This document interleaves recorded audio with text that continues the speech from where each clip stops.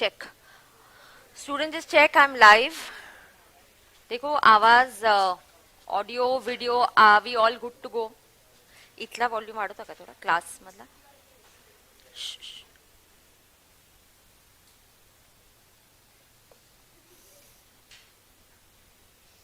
Okay just check. Live streaming students एक बार audio video just check are we good to go. Just tell me you guys can see me and hear me.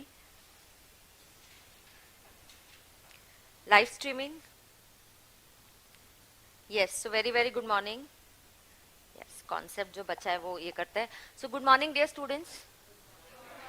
कैसा good morning देते तुम मेरे को morning में? तुम breakfast खा के आया करो फिर. हाँ ठीक है. So good morning to the face-to-face students. Good morning to the live streaming students. Let's get started. And in another 15-20 minutes, I'll finally finish the basic concept and I'll start with a new topic that is residential status. Okay? Yes. So let us understand. Basic concept में मैं आपको एक चीज बताती हूँ. देखो आपको पता है इनकम आप पीवाई में अर्न करते हो और उसका रिटर्न हम कब भरते हैं? एवाई में. कभी कभी assessing officer will say I will not wait. I'll not wait for the PY to come. I'll not wait for the due date to come. I want you to file the return immediately. I want you to file the return immediately. He says I'll not wait. Okay, so he says मैं नहीं रुकने वाला. तो ऐसे 5 situations है जहां पे एओ को हमने पावर्स दे दिए कि तुम्हें रुकने की जरूरत नहीं है. क्या परमिशन दे दिया है हमने एओ को? क्या दिया है? एओ को पावर दिया है कि तुम्हें रुकने की जरूरत नहीं है. In short this is an exception. Do you know in income tax and any law your life is easier and sorted if you understand 2 things. Every rule is going to have an exception. क्या समझना है आपको? Every rule has an exception. तो पहला तो ये समझना है कि हर रूल में क्या है? एक एक्सेप्शन है. स्क्रीन 2 मिनट बंद करा. Every rule is going to have some exception. ठीक है. तो एक आपको समझना है हर रूल का कोई ना कोई एक्सेप्शन होने वाला है. दूसरा आपको ये समझना है कि एक ही चीज के लिए एक से ज्यादा रूल्स भी हो सकते हैं. तो यू डोंट हैव टू से कि मैम आपने ये रूल पढ़ा है और ये भी पढ़ा रहे हो. एक ही चीज के लिए 2 से ज्यादा रूल्स हो सकते हैं. ठीक है राइट. सो यहाँ ऊपर आने के लिए there is staircase, there is lift. ये अलग बात है कि आपको लिफ्ट यूज करना अलाउड नहीं है. But there can be possibilities of more than 1 or 2 ways to come at one place. Or the best example is your ICI results. You get 40 plus, they say you pass. But is that the truth? No. You also need to meet the aggregate. You also need to meet what? The aggregate part. Correct? Yes. तो आपको aggregate का criteria भी meet करना पड़ेगा. Is that okay? Right. Now let us understand what is happening here is that so general rule क्या है? General rule क्या है? Aman, I will explain. Don't worry. Zaid, congratulations. That's really nice. Now pay attention. Here, the general rule is what? PY का return has to be filed in the next year. You have to wait. मतलब year कौन सा है अपना? April to March. April 22 to March 23. फिर you have to wait for April 23, May 23, June 23, July. For some people the due date is July. For some people the due date is October. समझ में आ रहा है? So you have to wait till July and then you have to wait till October. But AO says, कुछ cases में AO says, I'm not going to wait. Why should I wait? He says, I will not wait. Why? He has been given powers. अगर उसको ऐसा लग रहा है कि कुछ तो गड़बड़ है. Okay? So he has been given powers. Now for example, if a person is leaving India permanently with no intention of coming back, ma'am AO को कैसा पता चलेगा? तुमको पता है तुमको वीजा लेना पड़ता है. अब टूरिस्ट वीजा के ऊपर तो तुम हमेशा इंडिया के बाहर नहीं जा सकते ना. So I must have taken a work visa. I must have taken some another visa. So migration offices जो होती है वो एक दूसरे को communicate करती है कि this person is leaving outside India. So income tax has a tie-up with various departments from where they can collect a lot of information. Correct? So migration, see, when you go for a tourist visa, your visa is only for 30 days, your visa is only for a month, 2 months or जो भी, you have to come back. But I have not applied for a tourist visa. I have applied for a work visa or I have applied for another different kind of visas are available. तो आप किस purpose से जा रहे हो? तो एओ को ऐसी खबर लगती है माइग्रेशन ऑफिस से, वो लिस्ट मंगाते हैं कि कौन कौन लोग हैं जो परमानेंटली इंडिया के बाहर जाने का प्लान कर रहे हैं. somebody who is planning to settle abroad. so वो दिसंबर में प्लान कर रहा है जाने का. तो भाई अप्रैल टू दिसंबर का रिटर्न कब भरेगा? उसका टैक्स हमको कब देगा? तो एवाई अगले ईयर तक रुकने की जरूरत नहीं है, क्योंकि वो एसएससी इंडिया में है ही नहीं, वो चले जाएगा, permanently he is leaving India. तो अगर मुझे पता चल गया तो मेरे पास पावर्स तो होना चाहिए। See I am not suppose to go to a no entry, but nobody is bothered till the time the mama doesn't catch you। मामा वहां पे खड़ा है तो फिर क्या करना पड़ेगा, फिर उसके पास पावर्स तो होना चाहिए ना, कि if you catch somebody coming in a no entry you have to stop and उसको चालान लगाने का, फाइन देने का। तुमने उसको पावर्स ही नहीं दिया तो वो क्या करेगा। वैसे एओ को पता चल रहा है कि ये पर्सन इंडिया छोड़ के जा रहा है, मेरा इंटेंशन टैक्स की चोरी करने का नहीं है, but there are no chances of me coming back, right. Very less chances that I'll come back, ask somebody, अरे फाइल माई रिटर्न, मेरा अप्रैल टू दिसंबर का रिटर्न बचा है, चांसेस बहुत कम हो जाते हैं। सो एओ को अगर ऐसा कुछ सिचुएशंस पता चलता है तो एओ को हमने पावर्स दिए कि यार ठीक है, तुम उसको बोलो भले ही एवाई, उसी पीवाई का रिटर्न उसी पीवाई में भर देंगे। जनरली पीवाई का return is filed in the AY, फिर से बोलना, जनरली पीवाई का return is filed in the AY. There are 5 exceptions, there are 5 exception. पहले रूल समझो फिर एक्सेप्शन समझो, ठीक है। रूल क्या है, return of the PY, return income tax return, a tax payer has to do 2 things, pay taxes and file returns, a form which is a return. Generally एक year का PY का ITR is filed in the AY, PY का ITR is filed in the AY. I am teaching you exception. Boss what's the exception, PY का ITR should be filed in the PY itself. मुझे यहाँ एवाई में आना ही नहीं है, समझा। ऐसे पावर्स किसको दिए, एओ। एओ कौन है, खड़ूस income tax officer, income tax officer नहीं, खड़ूस इनकम टैक्स ऑफिसर। एओ कौन है, खड़ूस इनकम टैक्स ऑफिसर। झेपता है क्या तुमको, yes. So he is an income tax officer, AO is the assessing officer. Assessee means तुम, टैक्स पेयर। झेपता है तुमको, okay. So let's see what are these exceptions, what are these exceptions। हाँ, the screen चालू केलं तरी चालेल। So let's focus on what are the exceptions here। First exception is shipping business of a non-resident। Okay अच्छा, बहुत पहले जब MCQs नहीं हुआ करते थे, थ्योरी क्वेश्चन आती थी इनकम टैक्स में। I just tell you a little bit about the tax paper और किस टाइप के क्वेश्चंस आपने एक्सपेक्ट करने चाहिए। सी पहले क्या होता था, earlier there were no MCQ concept, फिर क्या हुआ, पेपर चेकिंग में थोड़े से फ्लॉज आने लगे। थ्योरी लिखने के बाद कोई एग्जामिनर फुल मार्क्स दे रहा है, कोई सेम पॉइंट्स के लिए कम मार्क्स दे रहा है, या मार्किंग अच्छे से नहीं हो रहा है। Then ICAR realise okay for some papers we can introduce MCQ। तो MCQ से क्या हो जाता है, पेपर चेकिंग बिकम्स इजियर, मतलब वहां पे कोई मिस्टेक्स नहीं, OMR शीट्स होती है, मशीन रीडेबल जो शीट्स होती है, और वहां पे ऑटोमेटिकली चेक होके आंसर्स आपको सही आते, एरर नहीं होता ना वहां पे, जजमेंटल एरर नहीं आता। तो फिर हमने क्या किया, उस जब MCQ नहीं थे तो थ्योरी क्वेश्चंस आते थे। इनकम टैक्स की बात कर रही हूँ, income tax, because income tax is moreover a practical subject as compare to GST। GST is going to be more over theory, but in GST you will enjoy it। We have nice characters, we have brain mapping book, तो बिल्कुल भी आपको ऐसे लगेगा भी नहीं कि oh my god it's theory। So approach, see when a subject is different, the approach of teaching also differs। Income tax is practical, the approach will be different। When GST is a little bit theoretical, my teaching approach will be different। So यहाँ income tax में क्या होता था, income tax में theory questions आते थे। Now what is the status? Now there are no theory questions। No theory questions। They'll instead of theory, जो भी उनको theory या जो भी concept उनको clear करनी है, they generally focus it through MCQ questions। And by chance theory आ भी गया तो थ्योरी मतलब कुछ अलग नहीं है, जो प्रोविजन सेक्शन का आप लर्न करते हैं वही थ्योरी में लिखना होता है, ठीक है। But generally in GST what happens, GST में अगर 10 चैप्टर्स है तो 2 ही चैप्टर्स है जिसमें क्वेश्चंस है, practical questions. But income tax में ऐसा नहीं है, हर every chapter will have a practical question। So in GST what happens, you will have some practical questions, and you will also have theory, and you will also have MCQ। Is that okay? Yes। So theory questions आने के chances कहाँ ज़्यादा होते हैं, GST में 1 आध 2 आएगा, ठीक है। और theory questions आने के chances इनकम टैक्स में अब कम है, क्योंकि अब क्या हो गया है, MCQ का फॉर्मेट आ गया है। Is that okay? Yes। Now let us understand here।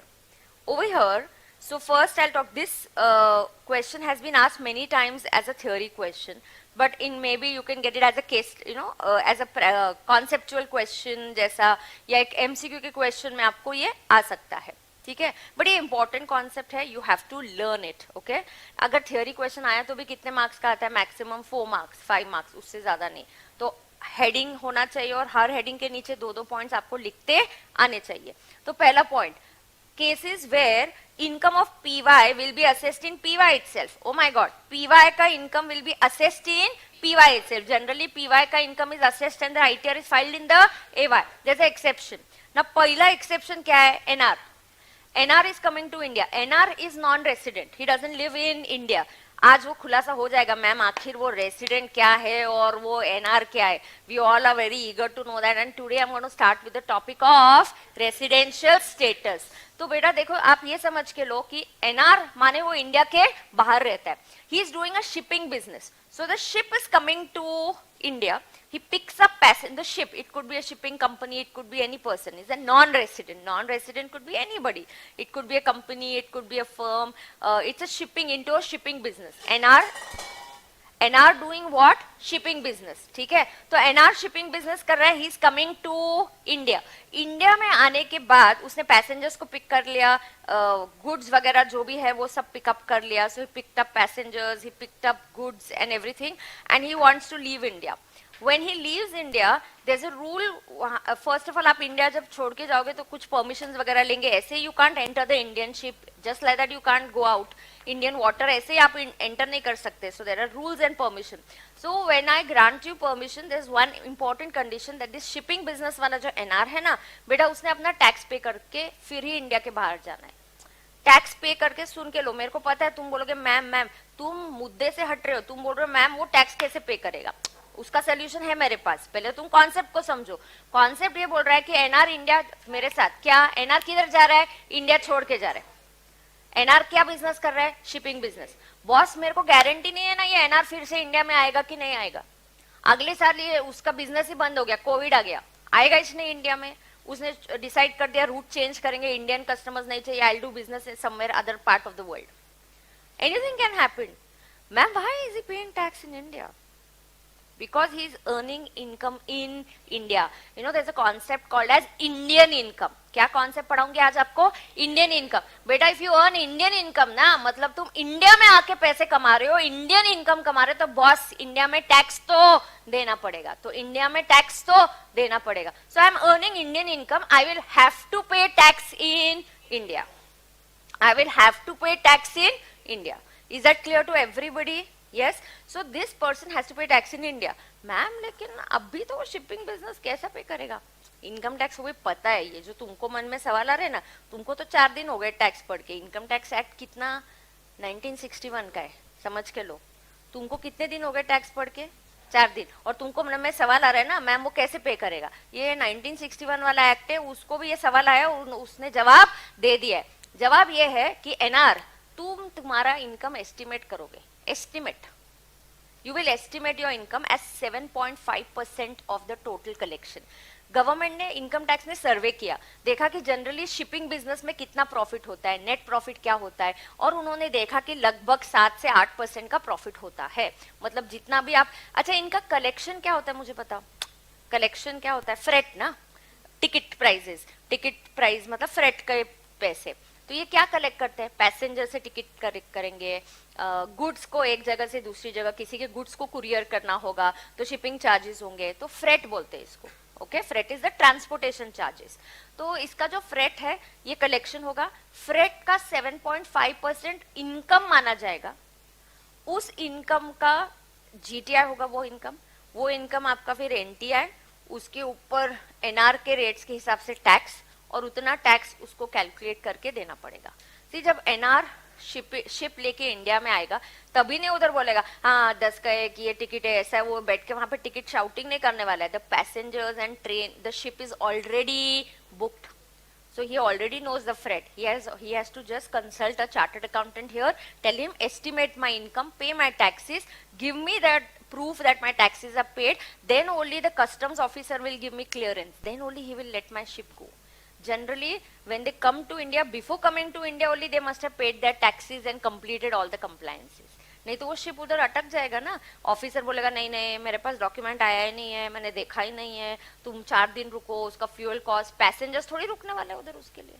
तो हम ये सब कंप्लायंस पहले ही करके आते। सो इनकम टैक्स को ये पता है, बट इनकम टैक्स बोलता है लेट इट बी, यहाँ ना टैक्स नहीं मिलने से अच्छा है कि एक एस्टिमेटेड बेसिस पे टैक्स मिल जाए। और हमको पता है, see like I told you, you sit here in the class and you do on a calculator 1 student fee into this, everybody does that, you know, for you do it in a hotel, when you go in a restaurant which is really full, you always would do that, a number of tables. Now no, you can try and get the estimate of Vaishali restaurant, every time the table is fully booked and you are like oh my god kitne number of her table का इतना billing, कितने customer आ रहे हैं, नीचे कितने, everybody does that kind of calculation. So from the past data, looking at the other businesses का balance sheet P&L हम estimate कर सकते हैं। तो इनकम टैक्स ने क्या बोला, एक शिपिंग बिजनेस है, शिप किसको बिलोंग कर रहा है, शिप किसको बिलोंग कर रहा है, एनआर को।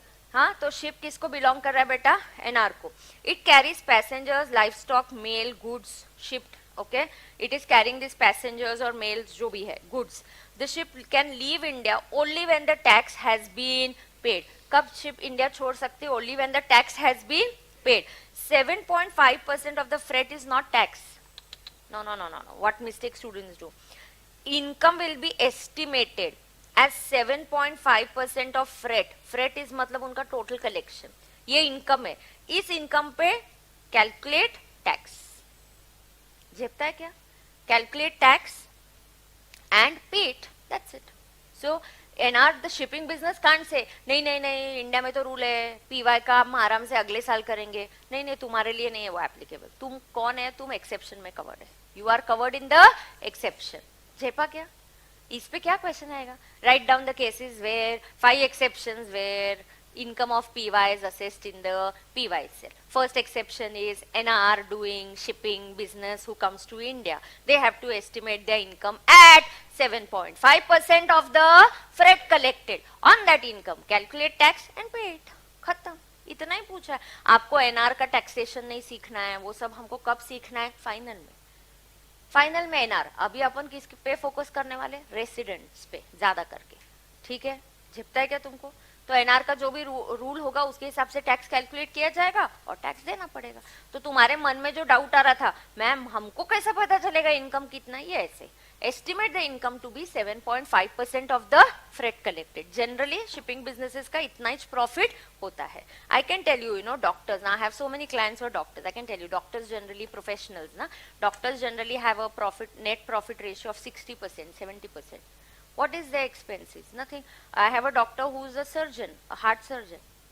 Of course, he spent too much of time, studies. That is why he earns that much today. So he'll just go and perform a surgery. He'll get 4 lakhs. क्या खर्चा है? कुछ भी नहीं. What is his expenses? Nothing. Just a car that he's having. He goes. He's a doctor associated with various big hospitals, and he'll just go and do the surgery. He has an appointment fixed. His calendar for the next 6 months is almost booked, and he'll just go there and he will do the surgeries, perform, and he will come back. What are the expenses? Nothing. So I know doctors ka profit margin is 60-70. I have businessmen who are traders, wholesaler. Kirana ka dukan hai, wholesale hai, so atta hai, maida hai, and all that. Their profit margin is just NP is 2-3% because it's all the wholesaler. So the volumes are very high. तो business के ऊपर हम लोग net profit का अंदाजा लगा सकते हैं। आज आपको ये सवाल आ रहा है क्योंकि आपको प्रैक्टिकल एक्सपोजर नहीं है। जब आप आर्टिकलशिप स्टार्ट करोगे तो ये सवाल आपके मन में नहीं आएगा। समझ में आ रहा है पक्का? यस। तो पहला क्या है, चलो लवकर सांगा। चलो पहला क्या है, हम क्या पढ़ रहे हैं मेरे को बताओ मैम। जनरली क्या बोलने का, generally income of the PY is assessed in AY. Income of the PY is assessed in the AY. However, there are certain exceptions where income of the PY will be assessed in the PY itself. I'll tell you one thing. समझना एक अलग बात है, समझ के exam में लिख पाना अलग बात होती है। तो जब मैं रिपीट करती हूँ आप मेरे साथ रिपीट करना, तो क्या होता है उससे आपको कॉन्फिडेंस आता है, वो सेंटेंस फ्रेमिंग कैसे लिखना है आपको एक अंदाजा आ जाता है। Do you understand that? So even if you're sitting at home live streaming, students, repeat it. If you're in a library, of course you can't, but if you're sitting at home and otherwise, you can just repeat it and speak loudly. It is absolutely okay. ठीक है, तो पहला exception क्या है? NR doing a shipping business. The ship is not allowed to leave India unless and until the taxes are paid. The ship is not allowed to leave India unless and until the taxes are paid. Is that okay? पक्का? Okay. आगे. Persons leaving India. The second category is persons leaving India. जो भी आपके doubts है बेटा यहाँ पे just focus करो. आप पहले इस पे फोकस करो, मुझे चैप्टर खत्म करने दो, फिर मैं आपको सवाल पूछूंगी इस चैप्टर से रिलेटेड. आपके क्या डाउट है वो पूछ के फिर I go on to the next chapter. ठीक है? ओके. पर्सन लिविंग इंडिया, ये मैंने एग्जाम्पल दिया था. पर्सन लिविंग इंडिया मतलब दिसंबर में मेरा प्लान है यहाँ पे सब वाइंड अप करने का and leave India, and I have applied for a work or a permanent visa for a longer duration. तो income tax officer is friends with all these departments. ये सब departments income tax office को information देते हैं, actually देते हैं. ठीक है? हाँ. Where it appears to the AO that any individual may leave India during the current year and has no intention of coming back, and he has no intention of coming back. He has no intention of coming back. समझ में आ रहा है? Then can see, नहीं तो ऐसा हो जाएगा, वो पुलिस वाले ने तुमको नो एंट्री से देखा है, फिर भी उसके पास पावर नहीं है. नहीं चालान कितना, नहीं नो पावर. अरे नो एंट्री है ना, कोई आएगा ही नहीं. ऐसा थोड़ी है. आएगा तो मेरे को पावर तो दो. तो वैसा ही अगर एओ को पता चला, उसके पास पावर तो होना चाहिए. तो he has been given the power that okay, you come to know a person is leaving India, is not coming back. ताबड़ तो बोलो उसको रिटर्न भर दे boss. File your taxes, finish everything and you leave. Do you understand that? Okay. हो गया. Such individual for the period of expiry of respective PY, जो भी उसका respective PY है before the departure, has to pay the taxes. Example, Mr. X is leaving India on 10 June 22 and appears to the AO that he has no intention to return. Before leaving India, so वो 10 June 22 को ही जा रहा है. X may be asked to pay income tax earned during PY 21-22 as well as income earned from April 22 to June 22. April 22 to June 22 ideally is PY 22-23. He says he can say नहीं 22-23 का AY अगले साल में भरूंगा. नहीं, you are covered under the exception. You are covered under the exception. तो पहला हो गया NR coming to India for shipping business. चला लवकर. पहला NR coming to India for shipping business. दूसरा person leaving India. AO को पता चला. Generally AO को कैसे पता चला? I told you, we get a lot of data from the migration offices. You will apply for visa. If you're going to USA, यहाँ पे US consulate होगा, visa का interview होता है, तो visa approval हो गया. और जिसका भी tourist visa नहीं है, other than tourist visa है, उनका सब data income tax collect करती है. झेपता है तुमको? Yes. आगे third one. AOP, BOI, AJP formed for a particular event or purpose. AOP, BOI, AJP temporary purpose के लिए form किया है. 6 महीने में काम खत्म हो गया. So we were formed only for a short duration and then we dissolve it. Chances है कि आपने आपकी entity dissolve कर दी. Chances है कि आप शायद उसका return भरो या ना भरो. तो अगर एओ को डाउट आ रहा है कि नहीं इधर कुछ तो गड़बड़ है, ये शायद अपना रिटर्न नहीं भरेंगे, इन्होंने 6 महीने में 15-20 लाख कमा लिए, अब बंद कर दी अपनी entity and they earn the money, they may not. कौन रुकेगा जुलाई आने तक, मार्च खत्म होने का, फिर अप्रैल, फिर मई, फिर जून, फिर जुलाई, फिर अक्टूबर. ओ माय गॉड, कौन रुकेगा? नहीं रुकने का नहीं है. File the return. Correct? So when AOP, BOI, it's not compulsory. It's not compulsory. If AO feels, he may ask you to do so. So when AOP, BOI, AJP is formed for a specific event and that event is over, then you dissolve the entity. Then AO को doubt आ रहा है कि ये tax भरेगा कि नहीं, तो उसके पास powers है. He can ask you to file the returns and pay the taxes immediately. Is that okay? चलो स्टार्टिंग से. पहला क्या है? NR coming to India for shipping business. NR coming to India. दूसरा क्या है? Person leaving India. ठीक है. तीसरा AOP, BOI, AJP form for a particular event, और वो इवेंट कंप्लीट हो गया कि अब बॉस अपन इधर एक बिल्डिंग कंस्ट्रक्ट करेंगे बस, या अपन कोविड में ऑक्सीजन सिलेंडर सप्लाई करेंगे. That requirement was there only for a short duration. 8 महीने में किया, बंद कर दिया, they made huge profits. Then what, government is worried ये लोग टैक्स पे करेंगे कि नहीं. So ask them to file it. Okay, right. Now see, you are formed or established for a particular event or purpose. ठीक है. AO feels that your AOP will be dissolved. आपने form भी किया उसी साल में और आपने उसी साल में डिसॉल्व भी कर दिया, तो फिर आपका कोई ट्रेस नहीं रहता है. उसी साल में फॉर्म किया, उसी साल में डिसॉल्व भी कर दिया. Then AO can have a doubt. Then AO can make assessment up to the date of dissolution in the relevant year itself. उसी साल में आपको बोल सकता है कि बॉस ITR भर दो. ठीक है, समझ में आ गया. 4. Persons likely to transfer property to avoid taxes. Now sometimes you may do what? Sometimes you may sometimes you may sell a property. When I sell a property, I have to have capital gains. But some people are there. पहले बहुत होता था, अब बहुत मुश्किल है ऐसा करना. Salaried लोग होते थे ना. So I generally don't file salary returns. It's only for people whom I know, because salary returns में कुछ ज़्यादा होता ही नहीं है. You will understand that when I come to the topic of salary. So anybody can file a salary return. So salaried लोग क्या करते हैं? Main उनकी सैलरी है, बोलेंगे देखो मेरा सैलरी है. कभी तो प्रॉपर्टी लेके बेच दिया, सीए को बताते नहीं है, बताया ही नहीं. उनका हम बुक्स नहीं मेंटेन करते, उनकी बैलेंस शीट नहीं बनाते, उनका पीएनएल. वो थोड़ी बिजनेस कर रहे हैं. जो लोग बिजनेस करते हैं उसका सब कुछ दिखाते अपन. तो generally I ask know give me your savings account. तो बहुत बड़ा अमाउंट आ गया एकदम से, 50 लाख आ गया, तो पता, देन आई आस्क ना what is this 50 lakhs. Oh you sold a property. अच्छा, then you have to show it ना. Sometimes they don't disclose. So sometimes some people may sell a property with the intention of not paying taxes, and AO comes to know. पता है क्या, AO को तुम्हारी information सिर्फ तुम्हारा checking करते वक्त नहीं मिलती है. मैं किसी और का वर्किंग कर रही हूँ, उसने तुमसे प्रॉपर्टी खरीदा है, he is the purchaser, you are the seller. AO से ये सेलर, सेलर कौन है? पुष्पा. अरे पुष्पा का बुक्स में कोई रिकॉर्ड ही नहीं है कि किसने बेचा तुमको ये प्रॉपर्टी. आई एम चेकिंग, मैं परचेजर का रिटर्न चेक कर रही हूँ. उसने बोला कि आई परचेज द प्रॉपर्टी. किससे खरीदा? पुष्पा से खरीदा. ऐसे अरे पुष्पा का इनकम टैक्स में रिकॉर्ड ही नहीं हो. He doesn't have a PAN. Pushpa is not having any data. आज तक रिटर्न नहीं फाइल्ड है. Let me go and check who this Pushpa is. समझ में आता है आपको? ठीक है.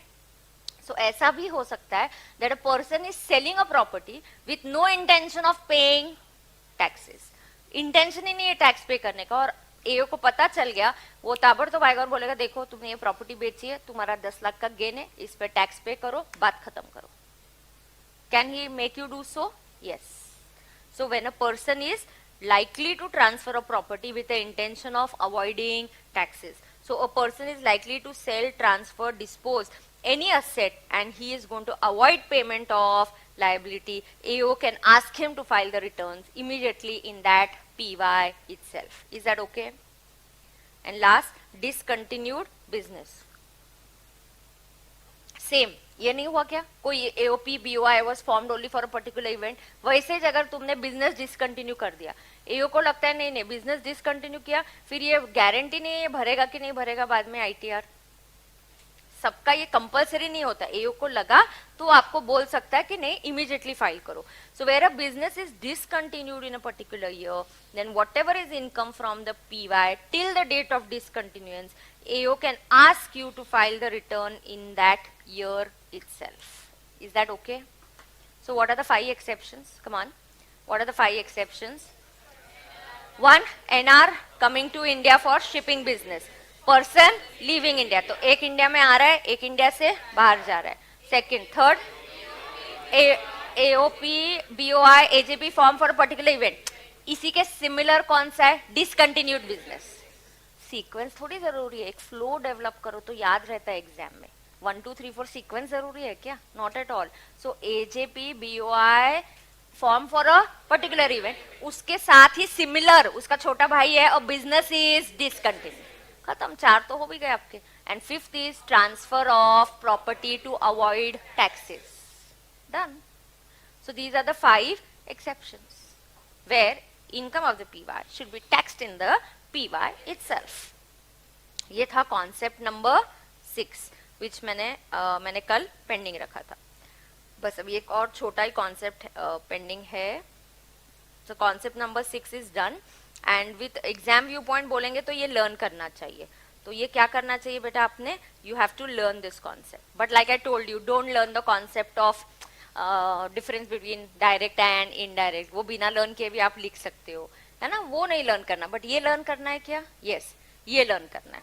अब एक और पॉइंट जो पेंडिंग है वो कंप्लीट करती हूँ। मैम और भी कुछ चीजें हैं जो पेंडिंग है, पेंडिंग नहीं है वो मैंने क्या बोला, वो मैं अगले चैप्टर्स या वहां पे पढ़ाने वाली हूँ, ठीक है। चलो एक छोटा सा पार्ट पेंडिंग है वो कंप्लीट करती हूँ। This is also very important, इसको देंगे 2, 3, 4, 5 स्टार मार्क्स। एमसीक्यू क्वेश्चंस इस पे आते हैं, इंपॉर्टेंट लर्न। तो एग्जाम व्यू पॉइंट के लिए क्या लर्न करना है मैंने आपको बता दिया है। मैंने आपको बोला यहाँ पे वो 80 डेज 1 अप्रैल बर्थडे वाला पसंद है, रेट्स ऑफ टैक्सेस आपको पता होने चाहिए, ये पता होना चाहिए, 5 एक्सेप्शंस आपको पता होने चाहिए, सरचार्ज के रेट्स, सेस के रेट्स, टैक्स के रेट्स आपको पता होने चाहिए। Person, nobody is going to ask you a theory question on write a difference of HUF between Dayabaga and Mitakshara. You should just know it. But chances of you getting theory question is like 0 point something something something. No theory question on that. समझ में आ रहा है? Yes. So the last part, and then I have 1 or 2 queries here. I'll solve those queries. ठीक है? चलो. फिर residential में थोड़ा सा कैसा थ्योरी होगा, थ्योरी प्रॉब्लम करेंगे। मैंने थ्योरी की जो सॉफ्ट कॉपी है आज जो टेलीग्राम ग्रुप बना है आरंभ नाम का, वहां पे शेयर कर दिया है, मे बी यहाँ पे भी लिंक पे भी डाल देंगे। और क्वेश्चन वाला उसका जो क्वेश्चन का फाइल है वो कल दे दूंगी, आज नहीं लगेगा बट क्वेश्चन की फाइल मैं आपको कल दे दूंगी। So at least fingers cross, at least we finish residential status before our result is declared, because you never know result की डेट इस बार पता ही नहीं चल रही, कभी 18 बोल रहे, कभी 20 बोल रहे, कभी 25 बोल रहे, तो हो जाएगा मेरे हिसाब से। आज क्या तारीख है वैसे? So I take 8 to 9 lectures for residential, yeah I think so, I'll take 9 to 10 lectures for residential status. So let us at least hope that we are able to finish residential status properly along with the questions, ठीक है ना? Okay, now let us understand. मुझे tax के rates पढ़ने होंगे, ठीक है, अब सुन के लेना। मुझे टैक्स के रेट्स पढ़ना है, ये ऐसे एमसीक्यू क्वेश्चन आपको आता है वैसा है। देखो एक्ट जब आप खोलोगे तुमको पता है एक्ट में अलग अलग शेड्यूल्स होते हैं। Act consist of 298 sections and 14 schedules. Is that okay with everybody? Yes. So 298 sections and 14 schedules. अब देखना क्या होता है, देयर इज पार्ट 1। मैं किसकी बात कर रही हूँ बेटा? पार्ट 1। ध्यान से सुन के लेना, क्या बात कर रही हूँ मैं? Part 1। Part 1 of Finance Act 22 specifies the rates applicable for AY 22-23. So what is this? Part 1 ma'am, AY 22-23 कैसे? I'll tell you again. This schedule has part 1, part 2, part 3 and part 4. कितने parts है?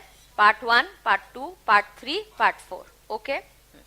नहीं, and don't worry, अगर आपकी result की date कहीं declare हो गई और वो जल्दी है मुझे पता चल गया तो I will take extra and I will see to it that I finish what with your residential status. Okay, I will see to it that at least we are able to finish residential status, ठीक है। अब देखते हैं, अब देखते हैं ये part. Okay, यहाँ पे स्पेस है क्या? ठीक है, यहाँ पे लिखती हूँ, यहाँ पे है स्पेस नीचे। So I am talking about schedule 1। ध्यान से देखना, I am talking about schedule 1। This is the first schedule, basically first schedule of, and उसमें क्या पार्ट की बात हो रही है? पार्ट 1 की। ये कौन सा एक्ट है? Finance act 22। फाइनेंस एक्ट 22 मतलब तुमको पता है कि ये कब आया रहेगा? फेब 22 में। अब फेब 23 का बजट आना है। 1 फरवरी 22 को बजट रीड हुआ, पार्लियामेंट में डिस्कस हुआ, फिर उसको पास होते होते मार्च के आसपास लगभग वो पास हो जाता है। So basically that it is finance act 22 because it is read out in Feb. And I tell you again, March में एक्ट आता है, वो कब से अप्लाई होता है? अगले अप्रैल से। ऑब्वियसली ना, तुमको ऐसे चलेगा क्या? एग्जाम की डेट आती है, एग्जाम के एक दिन पहले हम बोलेंगे ओल्ड सिलेबस पढ़ना है या न्यू सिलेबस, तुमको चलेगा ऐसा? तुम बोलते हो ना स्टार्टिंग से पता होना चाहिए, वैसे ही ये लोग बोलते हैं हमको स्टार्टिंग से हमारा न्यू रूल क्या है इनकम टैक्स का पहले से पता होना चाहिए। इसलिए अगले साल अप्रैल में जो एक्ट आने वाला है उसकी अनाउंसमेंट, उसका प्रिपरेशन 2-3 महीने पहले से होता है। फरवरी में अनाउंस करते हैं, फेब में अनाउंस करेंगे, पास होगा, फिर वो 1 अप्रैल से अप्लाई होगा। So this Finance Act is applying for PY. This is applicable for which PY? 22-23 means AY 23-24. Is this clear first to everybody? अब सुन के लेना। इसमें क्या है मैम? अलग अलग पार्ट्स है। पार्ट 1 क्या देता है? Part 1 gives you the tax rates for last year. Part 1 है ना, थोड़ा इंट्रोडक्शन से स्टार्ट करता है। Hello, listen, last year tax rates ये थे, अब टैक्स रेट्स क्या होने वाले अगले पार्ट में आ जाएगा। तो part 1 is always like a introduction, hi hello last year का टैक्स रेट ये था। So part 1 gives you the tax rates for last year. See last year, see they saying what, AY 22-23। Last year मतलब कौन सा year, ये कौन से year को एप्लीकेबल है बोलना, ये PY 22-23 उसके पहले वाले ईयर के टैक्स रेट्स देगा। Which is the tax rates मतलब विच PY 21-22 माने AY 22-23. See, that is what it says. It gives you the tax rates for the current financial year. No, it gives you the tax rates for AY 22-23. Again I'll start. पहले हमेशा ये बच्चों को थोड़ा सा difficult लगता है, इसके लिए पहले लिखने का। फाइनेंस एक्ट कौन सा है? 22. Right the act. लिखा क्या एक्ट? हाँ, ये एक्ट किसके लिए एप्लीकेबल है? फाइनेंस एक्ट 22 मतलब मैम ये फेब 22 में आया रहेगा।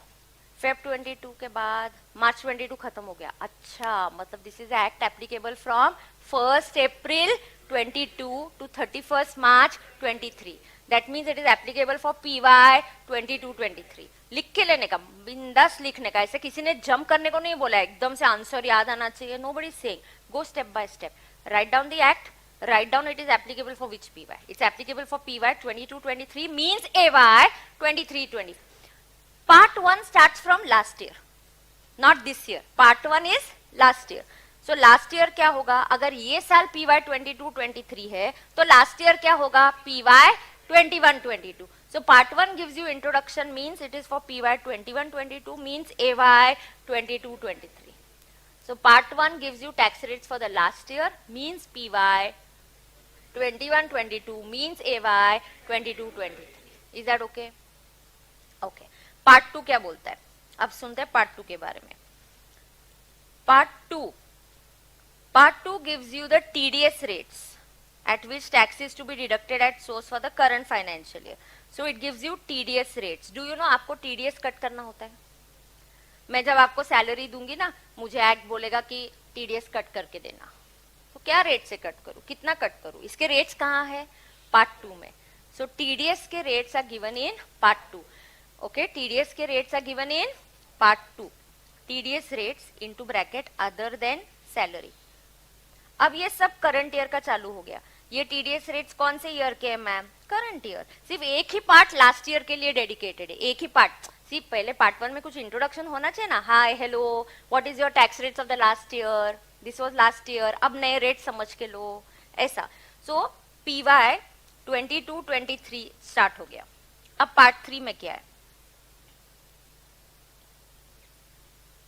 Part 3 gives you TDS rates for salary. अच्छा मैम, मतलब TDS के रेट सैलरी के लिए अलग, बाकी के अलग। मैम और कहाँ कहाँ TDS कट करना होता है? मैं बोलती हूँ। When I give you commission, I'm supposed to deduct TDS. When I give you rent, I'm supposed to deduct TDS. When I give you audit fees, I'm supposed to deduct TDS. When I give you salary, I'm supposed to deduct TDS. Understand? TDS is, मैं जब आपको payment करूंगी, मुझे आपका tax cut करना है और आपका टैक्स के पैसा गवर्नमेंट को देना है। That is TDS। क्या रेट से कट करेंगे? Boss, we gonna learn it in inter itself. Final तक रुकने की जरूरत नहीं, इंटर में पढ़ने वाले TDS का चैप्टर। TDS सैलरी के रेट्स अलग, बाकी के रेट्स अलग। फिर से बोलना, TDS के सैलरी के रेट्स अलग, बाकी के रेट्स अलग। Is that okay? यस।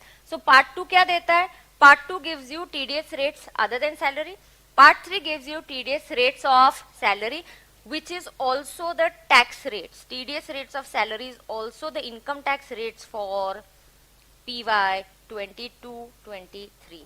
सो ये आ गया आपका PY 22, 23. पार्ट 1 सिर्फ एक अकेला लास्ट ईयर का है, पार्ट 2, पार्ट 3, पार्ट 4 सब करंट ईयर की बात करते हैं. ठीक है. पार्ट 4 में क्या दिया है? Part 4 tells you how to compute net agri income. Part 4 क्या बोलता है? How to compute net agri income. Agri income कैसे कंप्यूट होता है? एग्री इनकम मैम एग्जम्प्ट होता है, तो उसको क्यों कंप्यूट करना होता है? एग्री इनकम एग्जम्प्ट है ना, this is half truth. It's not completely exempt. Directly, indirectly, little tax you have to pay. And आप इंडेक्स खोल के देख सकते हो, एग्रीकल्चरल इनकम का एक चैप्टर है जो मैं आपको सिखाने वाली हूँ. इसके लिए agri income is exempt from tax, agri income is exempt from tax. कुछ चीज है ना सिर्फ बोलने के लिए और ऐसी होती है, बट उसमें there is some truth hidden inside it. Okay, so थोड़ा सा टैक्स देना पड़ता है. Is that okay? So ma'am इस पे क्वेश्चंस कैसे आते हैं? इस पे एमसीक्यू क्वेश्चन आते हैं. मैं ये तो थोड़ा लर्न करना पड़ेगा, मतलब यहाँ पे अंडरस्टैंडिंग कम और लर्निंग ज्यादा है कि पार्ट 1 किसके रेट्स देता है, पार्ट 2 किसके रेट्स देता है, पार्ट 3 किसके, और पार्ट 4 क्या बोलता है. तो एक चीज मैं आपको बता सकती हूँ, सिंपल 4 पार्ट है. पार्ट 4 एग्री इनकम की बात करता है, पार्ट 1 लास्ट ईयर का बात करता है, खत्म हो गया. 2 पार्ट तो आ ही गए, 50% तो आ ही गया. 4 पार्ट से पार्ट 1 किसकी बात करता है? Tax rate for last year. Last part क्या बात करता है? How to compute agri income. बचा क्या? पार्ट 2 और पार्ट 3 हो गया. Part 2 gives you TDS rates other than salary, and part 3 gives you TDS rates of salary which are also the income tax rates, which is also the income tax rate. You will understand this better when I do the TDS chapter, tax rates. You will understand it better. But ये अभी करना मेरे लिए जरूरी है क्योंकि इस पे MCQ questions आते हैं. So do you have to learn this? Yes. Do you have to learn this? Yes. Now somewhere please just note it down. But when you get notes, you can note it down that this is to be written on page 7 of Ramban. कहाँ लिखना है ये? page 7 of Ramban. Note it down. एक गाना लगाओ ना जल्दी से कोई. 2 दिन से अपन ने कोई सॉन्ग नहीं लगाया इधर क्लास में. My mobile needs to be charged.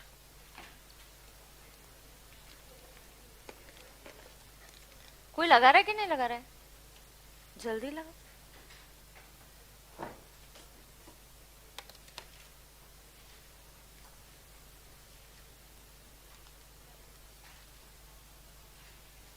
Cord है देख इधर.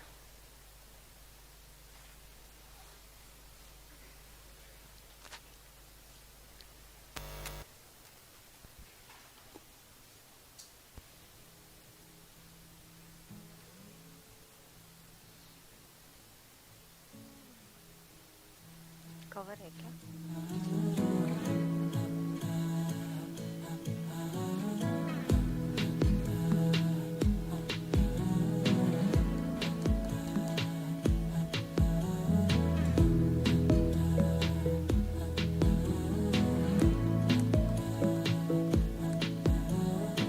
बातें जरूरी है, तेरा मिलना भी जरूरी. मैंने मिटा देनी ये जो तेरी मेरी दूरी.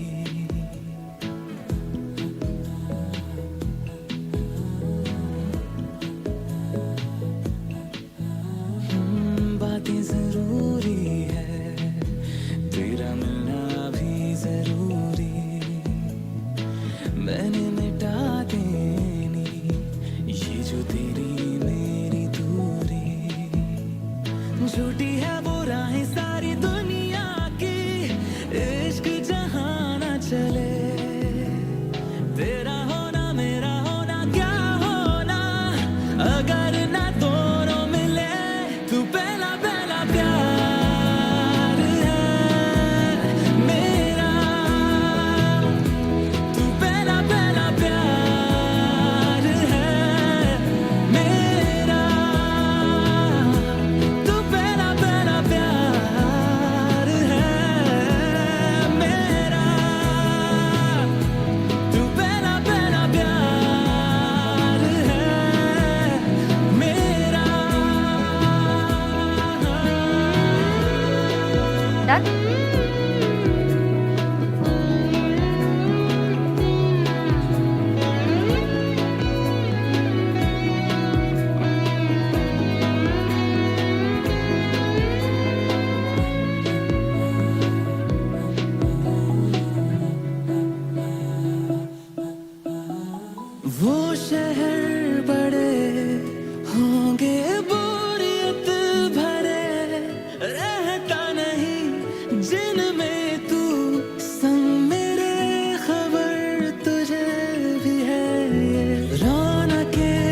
कभी होती तेरे होने से, तेरे बिना तन्हा कोई क्या करे,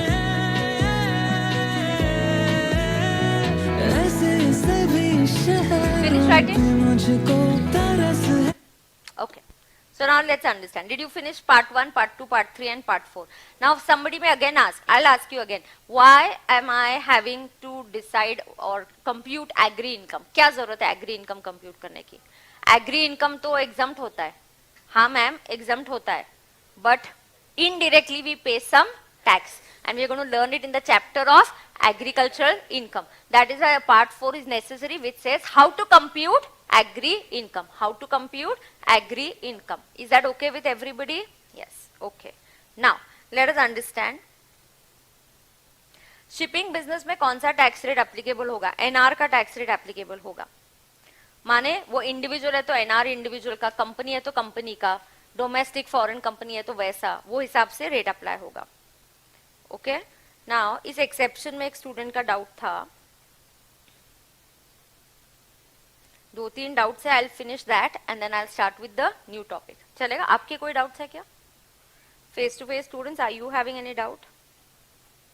अच्छा, एक डाउट मैं इधर आई गई हूं तो मैं फटाफट, एओपी और बीओआई में टेक्निकली कोई फर्क नहीं है. Understand one thing, some students saying ma'am AOP and BOI. AOP is association of persons and एक एक करके डाउट मैं अभी सॉल्व करूंगी, तो फटाफट be careful and what doubt you asking, think a little and then ask your doubts. AOP is association of persons, BOI is body of individuals, so it's body of individuals. Now is the tax rate same for both? Yes, दोनों के लिए the tax rates are the same, but generally I will voluntarily form what? AOP. Voluntarily, जैसे Harshad sir और आनंद sir ने decide कर दिया कि हमें मिलकर बिजनेस करना है कुछ, तो वो क्या फॉर्म करेंगे? एओपी. जेवी बनाएंगे तो it is called as AOP. But BOI would generally be created by action of law. BOI would generally be created by action of law. Is that okay? So body of individual, जैसे दो भाइयों में झगड़ा हो रहा है, father की death के बाद प्रॉपर्टी किसको जाएगी? तो इनकम टैक्स बोलते हैं बॉस तुम दोनों ट्रस्टीज है, तब तक you all are trustees, we'll treat you like a trustees, माने we'll treat you like a body of individual, we'll treat you as a body of individual. जो भी प्रॉपर्टी है, जो भी इनकम आ रहा है, तुम जॉइंटली बीओआई के नाम पे उसका टैक्स दोगे. जब कोर्ट का डिसीजन आ जाएगा, तुम्हारा प्रॉपर्टी का डिस्ट्रीब्यूशन हो जाएगा, तब हम अलग से टैक्स ले लेंगे. So BOI is body of individual. Is that okay? हाँ. आगे एओपी में एक्सेप्शन भी है. एओपी के सरचार्ज में एक्सेप्शन है. हाँ, सो एओपी के सरचार्ज में एक्सेप्शन. बाय द वे, तुमको एओपी का सरचार्ज का एक्सेप्शन याद आ रहा है? Yes.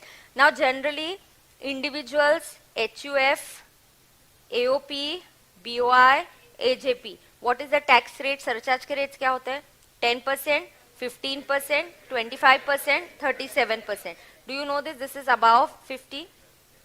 This is above 50 lakhs and up to 1 CR. This is above 1 CR up to 2 CR, above 2 CR up to 5, and this is above 5 CR. Is that okay? This is the tax rate. However, for AOP, AOP generally AOP दो प्रकार की होती है. अगर AOP के members सिर्फ companies है तो उनको दो ही टैक्स रेट्स अप्लाई होंगे, ये 10 और 15. सरचार्ज के रेट सिर्फ दो ही लगेंगे, 10 और 15.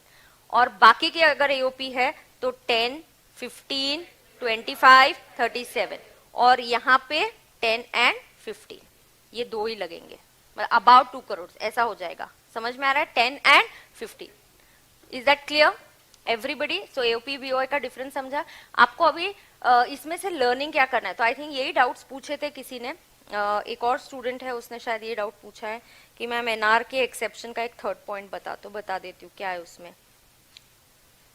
Yeah, 7.5% of the freight will be treated as the income, is deemed to be his income.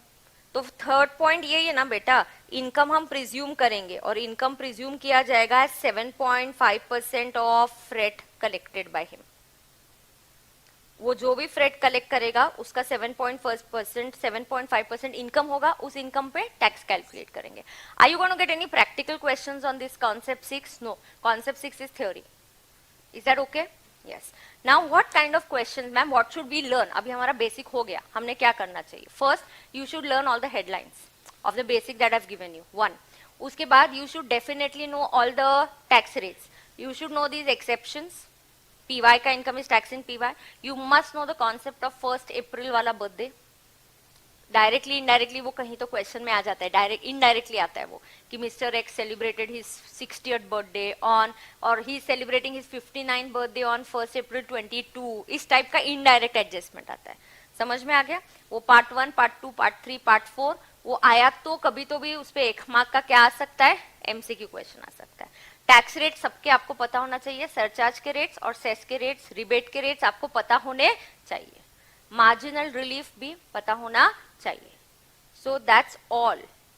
Naveen Jain, ma'am, my doubt. Now your doubt has gone up. Instead of typing ma'am, my doubt, you should type the doubt again.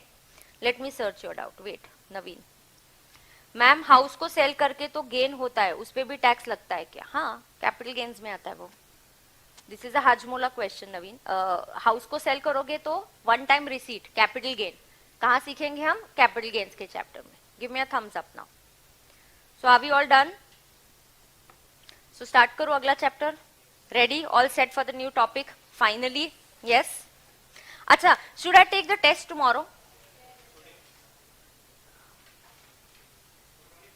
Guest appearance. आज guest आए अपने इधर, 2 important guest आए. We need to welcome them. क्या? हाँ, तालियां बजाओ बजाओ. 2 गेस्ट आए हमारे क्लास में, है कि नहीं? हाँ, क्या रोज? क्या बेस्ट है. Every day practical is there. All 7 subjects having practical. मैं तो बीकॉम करा ही नहीं है मैंने तो. अच्छा अच्छा. हाँ, क्या? ठीक है. Okay. I will share the mark PDF. I will share the mark PDF of course. But अब मैं आऊंगी रेसिडेंशियल स्टेटस पे. ठीक है? Residential status. हाँ, टेस्ट की बात करती हूँ. यस. तो कल रखे क्या टेस्ट? टेस्ट मतलब ऐसा टेंशन मत लो तुम. ऐसा टेंशन लेने का नहीं, एब्सेंट नहीं होने का टेस्ट में से. ठीक है ना? कल टेस्ट है तो हम नहीं आएंगे, ऐसा नहीं करने का. Test is fun. Okay? What is the test? Now I'll tell you. Before live streaming, you type a single question on test. Just wait. Let me finish telling you. एक भी सवाल नहीं पूछोगे. ठीक है? हाँ. अब सुनना, पहले मैं टेस्ट के बारे में बताती हूँ.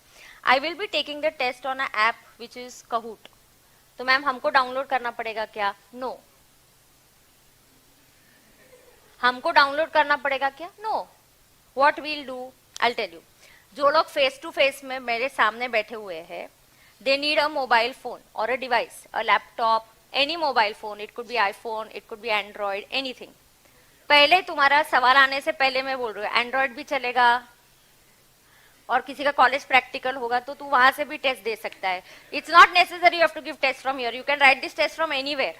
ओके? खत्म हो गए? ठीक है. अभी एक भी दिन एब्सेंट रहेगा तो कुछ दूसरा रीजन ढूंढ लेना फिर. हाँ, ठीक है. अब सुनना, मोबाइल फोन से आप दे सकते हो, आप लैपटॉप से भी दे सकते हो. आपको लेक्चर देखने के लिए कोई डिवाइस चाहिए क्या? नहीं, मैं फेस टू फेस की बात कर रही हूँ. You are watching the lecture here in front, you are sitting in front of me and screen is here. तो आपको तो एक ही एक्स्ट्रा इंस्ट्रूमेंट चाहिए, दैट्स योर मोबाइल और a laptop to give the test. Okay? Now students who are watching the lectures on YouTube, आपको एक streaming हो रहा है, तो आप स्ट्रीमिंग के लिए एक डिवाइस ले रहे हो. So you will need one more device. So you can take a mobile phone of anybody who is at home. I'll just share a link. कल मैं आपको लिंक दूंगी, आपको एक पिन दूंगी. You just have to put the pin. You just click on the link. It will take you to the Kahoot app. You just have to put the pin and we can start playing that game. So you will have questions in front of you. ABC or MCQ answers होंगे. You have to give the answers. Immediately you will know whether your answer is right or wrong. And we'll get a score. कि who's scoring on the app. We'll get who's scoring the first 5, the first 10. ऐसे अपने को we can see it immediately. Okay? So online students आपको क्या लगेंगे? अच्छा, sometimes you can do share the screen करके भी आप कर सकते हो.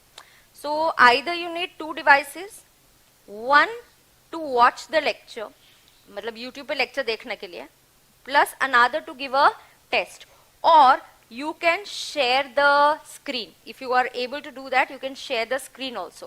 तो अगर आप लैपटॉप पे लेक्चर देख रहे हो तो आप घर पे किसी का आपका फोन यूज कर सकते हो, या एक दिन के लिए आप मोबाइल पे लेक्चर देखो, take a phone for just half an hour of the test from your parents, your brothers, anybody, and you can give the test. Is that okay? Yes. The test is on which topic? First. So what kind of questions? I'll ask you tax calculations. एक आध question marginal relief का होगा, एक आध ऐसे theory questions होगा कि part 1 क्या है, पार्ट 2 क्या है, एक्ट कैसे बनता है, कितने सेक्शंस है, कितने रिबेट का सेक्शन क्या है, रिबेट किसको मिलता है, इस टाइप के क्वेश्चंस है. ऐसा कुछ बहुत भारी ऐसा कुछ नहीं है टेस्ट, ठीक है ना. ऐसा टेस्ट है तो ऐसे डरने का नहीं. You should come and write the give the test. So is that okay if you give the test tomorrow? मतलब यू कैन स्टडी ना today and you can write the test tomorrow. So MCQ test है of course. अब मेरा test के बारे में सारे instructions बता के हो गए. अब तुमको कुछ डाउट है तो पूछो, लेकिन ऐसे फालतू डाउट नहीं पूछने का, पूछने के लिए. हाँ, ऐसे मेरे को फीलिंग आना चाहिए कि मैं सीए स्टूडेंट्स को पढ़ा रही है. मुझे नहीं पता कितने मार्क्स का है, मुझे खुद नहीं पता. I don't remember the marks, which will see tomorrow. Marks कितने मुझे नहीं पता. कोई डाउट नहीं है. Very good. डर गए? Aditi, exclusive economic zone is a zone where I can carry out economic activities. I can carry out economic activities like extraction of minerals and oil. This is the only activity that is allowed to be carried on. It is 200 nautical miles.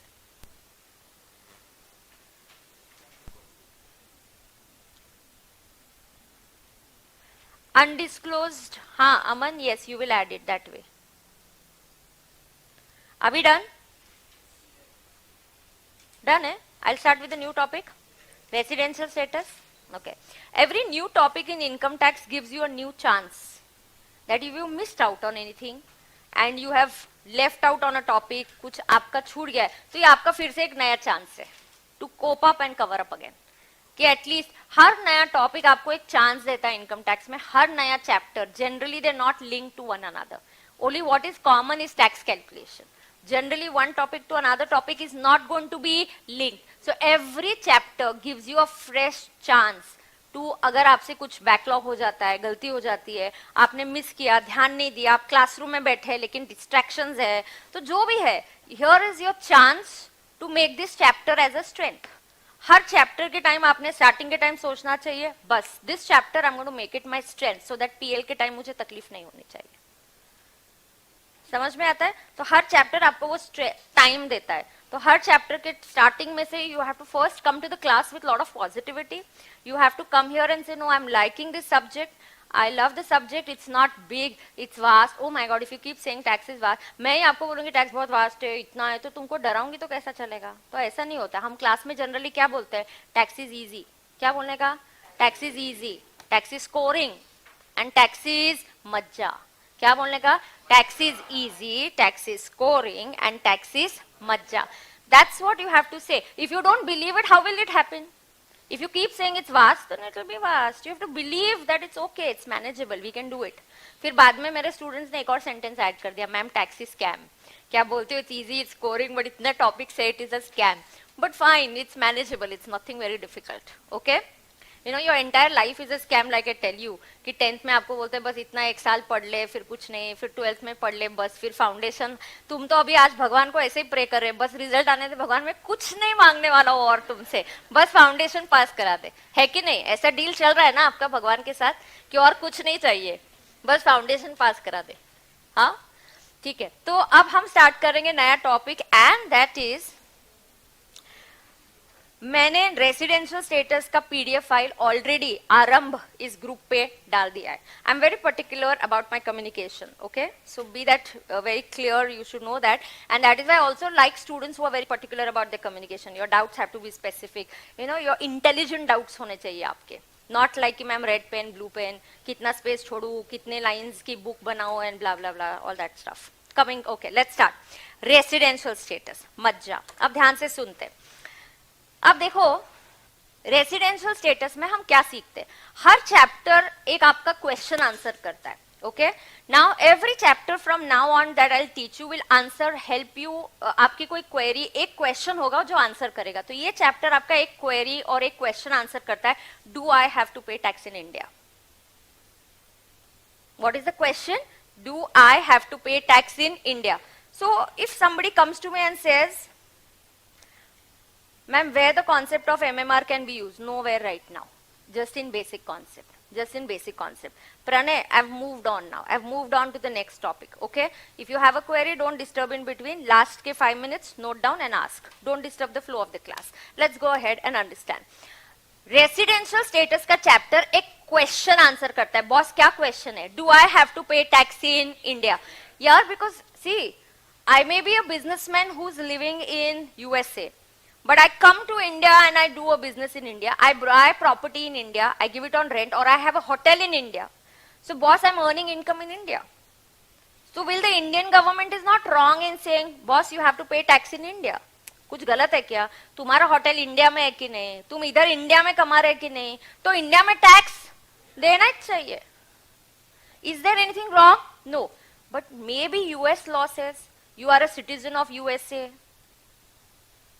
तुम India में कमाओ या किधर भी कमाओ, इधर भी tax देना पड़ेगा. मैम क्या मुझे यूएसए में टैक्स देना पड़ेगा? तो boss, I don't know the US law. That's not my expertise. Okay, the US law, you will have to study the US law and then decide.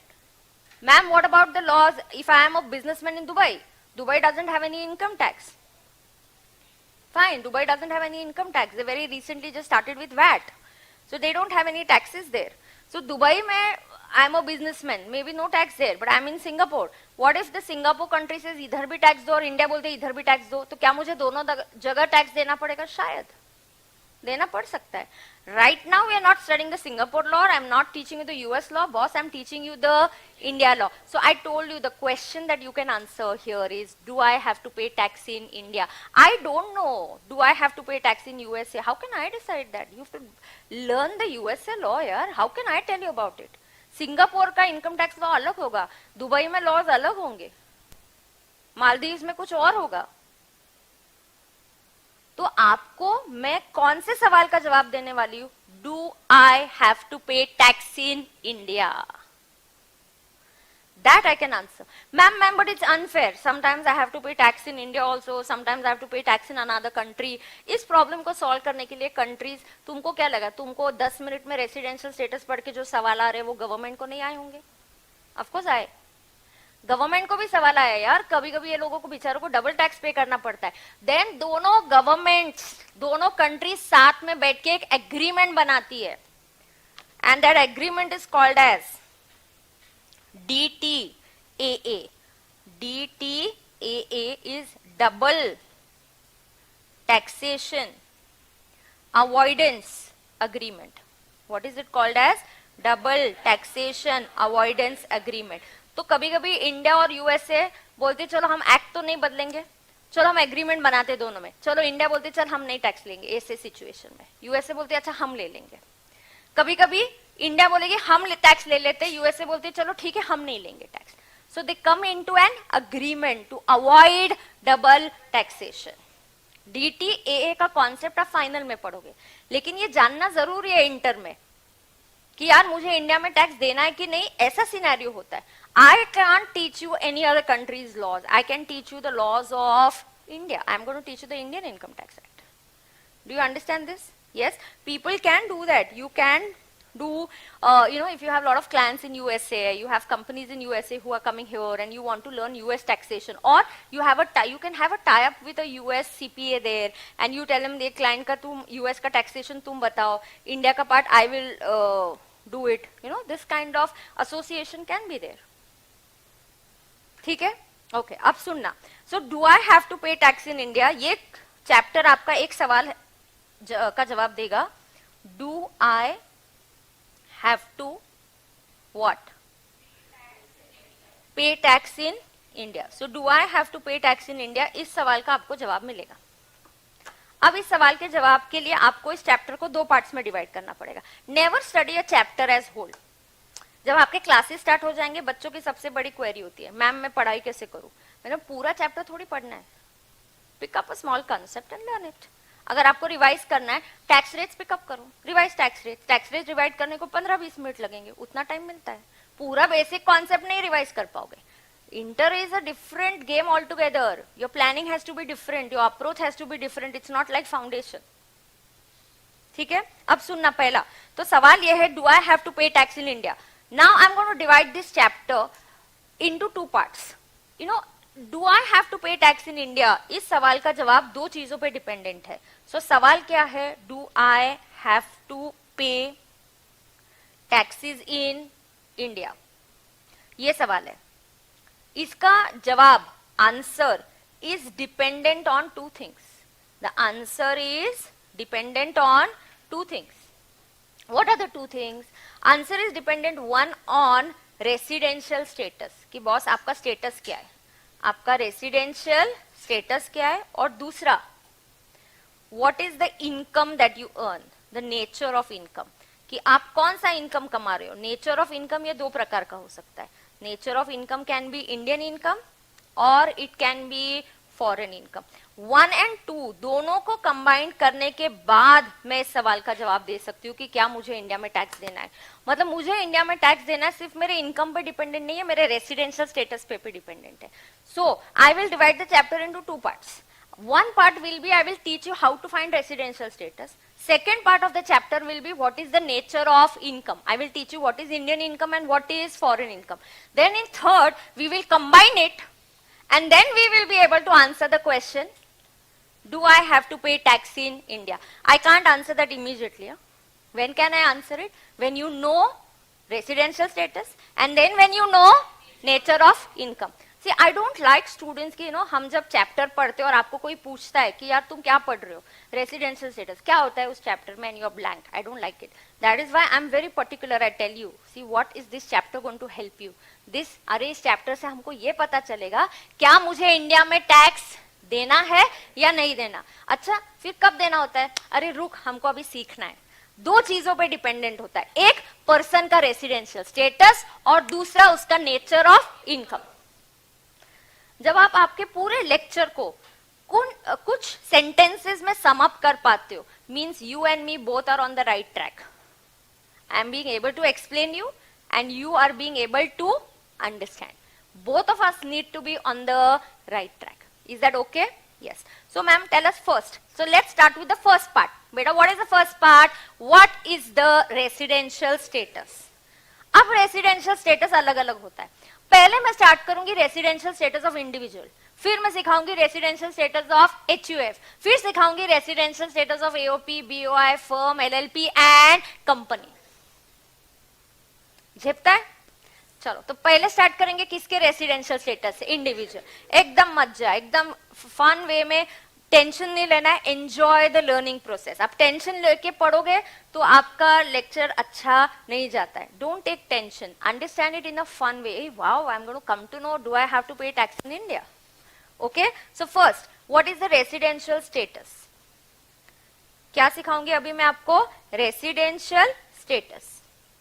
किसका सिखाऊंगी पहले? इंडिविजुअल का. किसका सिखाऊंगी बेटा पहले? इंडिविजुअल का. अब ध्यान से सुन के लेना. इंडिविजुअल का residential status is dependent on what? Now first understand. You know what, my residential status has nothing to do. ध्यान से सुनना. हाँ, I give you time to write. तो गाना सुनते सुनते अपन लिख भी लेंगे बाद में. अब पहले समझ के लेते हैं, बाद में लिख के लेंगे. ठीक है? अब देखो बेटा, मेरा जो रेसिडेंशियल स्टेटस है ना, it is not dependent on citizenship. तो क्योंकि मैं इंडिया में बॉर्न हुई हूं, मैं इंडिया की सिटीजन हूं, I have a Indian passport, oh my God I am a resident of India. Wrong answer, wrong number, wrong thinking. Do you understand? My residential status is not dependent on citizenship. It is not dependent on nationality. Come on, it is not dependent on citizenship, not dependent on nationality. Come on, residential status is not dependent on citizenship, not dependent on nationality. इन दोनों पे ये dependent है नहीं है इस पे dependent. अच्छा ma'am, फिर किस पे डिपेंडेंट है? Okay, it is not dependent on citizenship. No, it is not dependent on nationality. Correct है ये कि nationality पे भी ये डिपेंडेंट नहीं है, तो फिर मैम किस चीज पे डिपेंडेंट है? It is dependent on number of days a person lives in India. Observe, understand, have queries in your mind, have questions in your mind. That's superb. You must observe, talk less. Dependent on number of days a person stays in India. Ma'am, number of days a person stays in India in that year. Ma'am, आज मैं India में हूँ, कल मैं travel कर रहा हूँ, इस साल मैं 300 डेज इंडिया में था, अगले साल मैं 200 डेज इंडिया में हूँ, उसके नेक्स्ट ईयर कोविड की वजह से आई गॉट स्टक और मैं इंडिया के बाहर ही रह गया, सिर्फ 50 दिन इंडिया में था. बोलने का मतलब क्या है? Ma'am, residential status can change every year because the number of days I stay in India can also keep changing. This is observing, this is interpretation which you have to learn. You have to understand the deeper meaning when you read a provision. When you read a provision, residential status is not dependent on citizenship, not dependent on nationality. Boss, it is dependent on number of days you live in a country. For us at least, you live in India. I am not teaching you residential status of Dubai. I am not teaching you residential status how Singapore does that. Please, you will have to learn the laws of that particular country. I am teaching you how to find out residential status in India.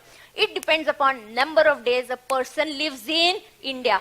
Ma'am, that means residential status can be changed every year. I can be a resident in 1 year, I can be a non-resident in another year. What do? When I have a client and I know he frequently travels, I have a client who is having business outside India, I ask my articles to take a photocopy of his passports. I check the stamping. Client से कौन data लेगा? Client ने एक आध दिन miss कर दिया, he forgot he had gone for 10 days to Singapore, he forgot he had gone somewhere else, he keeps on traveling constantly, so I just ask him to give me his passport. Passport में क्या होता है? जब आप दूसरी country में जाते हो आपको स्टैंपिंग मिलता है that you arrived in USA on so and so date, you left the country on so and so date, then you will get a stamping in India. You go to the moment you come out of the airport, there's a migration department for international travels. तो वहाँ पे stamping होता है. Your passport will have all the stamps that you've gone to which country from what date to what date. Some people travel so much कि उनको एक passport sufficient नहीं होता है. They have an annexure, another copy they have to attach to it because they keep traveling a lot. So I need to have my client's passport to know his residential status. So can residential status change every year? Yes. Okay. तो ये समझा कि number of days पे dependent है. आगे, ma'am जो individual होता है उसका रेसिडेंशियल स्टेटस हो क्या सकता है? Residential status can be R माने रेसिडेंट और कैन बी एन आर माने नॉन रेसिडेंट. सो मेरा रेसिडेंशियल स्टेटस क्या हो सकता है? आइदर तुम आर हो सकते हो या तो तुम एन आर हो सकते हो. ओके मैम, ये किस पे डिपेंडेंट है? How do I know I am a resident or how do I know I am a non resident? Whether you're a resident or you're a non-resident, ये किस पे dependent होता है? This is dependent on a condition which is called as basic conditions. There are two basic conditions. मैं सिखाने वाली हूँ. तो बेटा आप अगर resident हो या NR हो, ये किस पे dependent है? It is dependent on two basic conditions. चलो फटाफट. What is this chapter going to answer? Do I have to pay tax in India? बेटा इसका आंसर किस पे डिपेंडेंट है? दो चीजों पे. One, what is the residential status, and two, what is the nature of income that you earn? Are you earning Indian income or are you earning foreign income? तो अब मैं क्या करने वाली हूँ? मैं इस चैप्टर को दो पार्ट्स में डिवाइड करने वाली हूँ. एक पार्ट में मैं आपको सिखाऊंगी how to calculate residential status. दूसरे पार्ट में मैं आपको सिखाऊंगी what is the meaning of Indian income and what is the meaning of foreign income. Is that okay? Yes. So we have started with part 1, that is calculating residential status. When I am going to calculate residential status, I told you individual के लिए residential status depends upon number of days a person lives in India. Ma'am, I can keep traveling. My number of days can keep on changing. So yes, does my residential status then keep on changing every year? Yes. So whenever a client comes, I have to check his residential status again every year. Is that okay? Yes. Now, ma'am, status क्या हो सकता है? Status can be either resident or non-resident. Status can be either resident or non-resident. Resident or non-resident depends upon two basic conditions. Depends upon. Now what are these two basic conditions? The two basic conditions are what? Let us understand very carefully. The two basic conditions मैं थोड़ी देर में 5 minute में बताऊंगी, लेकिन आप एक चीज करके चलो ना, परम्यूटेशन कॉम्बिनेशन के जैसे समझो. दो कंडीशंस है, क्या हो सकता है? Either I satisfy both, or I satisfy condition 1, or I satisfy only condition 2. क्या क्या possibilities है boss? See, I can satisfy only condition 1, or I'll satisfy condition 2, or I satisfy both, or I satisfy none. Possibilities क्या क्या है boss? मैं वो पूछ रही हूँ, मेरे पास दो conditions है. Okay, so now what happens? Listen, what are the two conditions? I'll tell you. If you satisfy any one or both, you become a resident. And if you satisfy none of the basic conditions, you become a NR. दो conditions है, आप दोनों भी satisfy नहीं करते, खत्म, तुम कौन हो गए? NR. दो condition है, condition 1 not satisfied, condition 2 not satisfied, तुम कौन बन गए? NR. दो conditions है, I satisfy both, best है R. I satisfy anyone, only one, only two, R. When you satisfy none, you become an R. When you satisfy one or both, you become R. जिपता है? पक्का? Of course ma'am अभी basic condition क्या है बताती हूँ 2 minute में. अब सुनना, एक बार तुम रेसिडेंट बन गए, कहानी यहाँ खत्म नहीं होती है. रेसिडेंट बनने के बाद you further have two more status, ROR and RNOR. मज्जा. R बनने के बाद तुम क्या बन सकते हैं? ROR, RNOR. फिर से बोलो, ROR, RNOR. ठीक है. ROR is resident and ordinary resident है तुम. कौन है तुम? Ordinary resident. And RNOR क्या होगा? Guesses? Resident but not ordinary resident. तो एक तुम बन जाओगे ऑर्डिनरी रेसिडेंट, एक तुम बन जाओगे not ordinary resident. Come on come on, एक बन जाओगे ऑर्डिनरी, एक बन जाओगे not ordinary. Not ordinary resident. अच्छा मैम ये किस पे डिपेंडेंट है? बेस्ट है. This is dependent on two additional conditions. ये किस पे डिपेंडेंट है? Two additional conditions.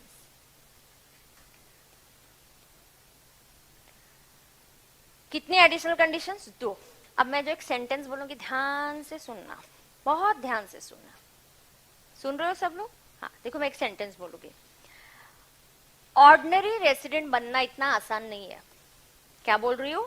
Ordinary resident बनना इतना आसान नहीं है. You have to satisfy both additional conditions. Ordinary resident बनना इतना आसान नहीं है. You have to satisfy both additional conditions. माने ये बोथ एडिशनल कंडीशन सेटिस्फाई कर दिए तो मैं बन जाऊंगी ROR. मैं बन जाऊंगी ROR. And when I satisfy only one or none, I will become an RNOR. Ordinary resident बनना इतना आसान नहीं है. मैं कैसे पढ़ाती हूँ मैं आपको बोलती हूँ. फर्स्ट मैं आपको ओवरऑल पिक्चर देती हूँ कि this is what I am going to teach you. Then I will now go in detail to one of it. I'll go to detail basic condition. Now I'll go to detail additional condition. So you got a overall picture कि boss हमारा target क्या है. ये जानना कि तू resident है, और अगर रेसिडेंट है तो ऑर्डिनरी है या नॉट ऑर्डिनरी है, या ये जानना कि तुम NR है क्या. मैम ये सब काइको to answer one question, do I have to pay tax in India. And उसका आंसर शायद ये पूरा चैप्टर खत्म होने को आएगा तब आपको मिलेगा. हम क्वेश्चन भी सॉल्व करेंगे, रेसिडेंट, NR, इंडिया में टैक्स आ रहा है कि नहीं, proper question we gonna solve on finding out resident. आपको नंबर ऑफ डेज क्वेश्चन में दिया जाएगा, बेसिक कंडीशन दिया जाएगा. हर एक चीज जो मैं थ्योरेटिकली पढ़ा रही हूँ प्रैक्टिकली कराऊंगी. As it is we solve it in the office, as it is we do it in the office. No change, nothing different. जैसे यहाँ करेंगे वैसे ही ऑफिस में करोगे आप. समझ में आ रहा है? हाँ, तो थोड़ा पार्ट लिख के लेते हैं, नहीं तो लिखना बहुत बढ़ जाएगा फिर. So you can play a song and you can listen, so I can keep scrolling. So you will start from this, do I have to pay taxes in India.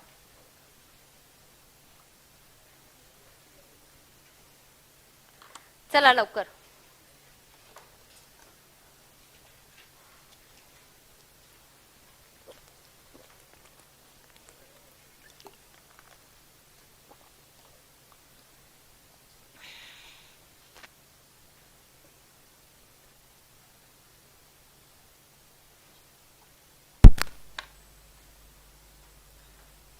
इतना कॉम्प्लिकेटेड पासवर्ड रखते हैं तुम लोग, ऐसा ऐसा वो. Do you all even remember the shapes that you all give? You remember? How you all remember different and then you keep on changing them? No. Fingerprint.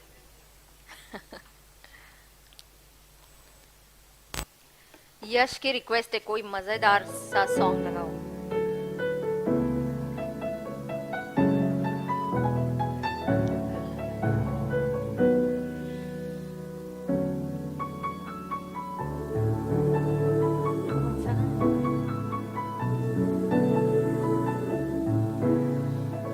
Scroll करूं क्या मैं? तुमने तो पिक्चर ले लिया है, हमारी तो नोटबुक में नहीं है, हमारे पास तो मैं. हाँ, ये गाना स्टार्ट होने वाला है कि नहीं?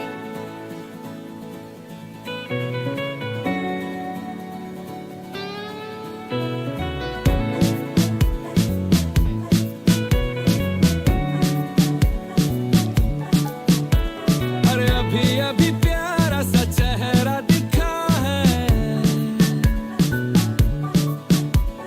जाने क्या कहूँ उस पीहू रुक जा, अभी सिखाया नहीं है, रुक जा. गहरा समंदर दिल डूबा जिसमें घायल हुआ Not straight award, इसको क्या हो उस पल गया? से इसमें नैना दा क्या कसूर बेकसूर बेकसूर, नैना दा क्या कसूर बेकसूर बेकसूर, नैना दा क्या कसूर बेकसूर बेकसूर, ऐ दिल तो बता रे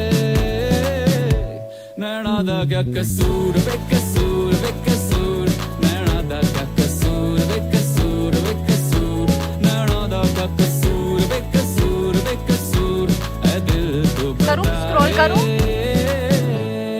ये रेसिडेंशियल स्टेटस.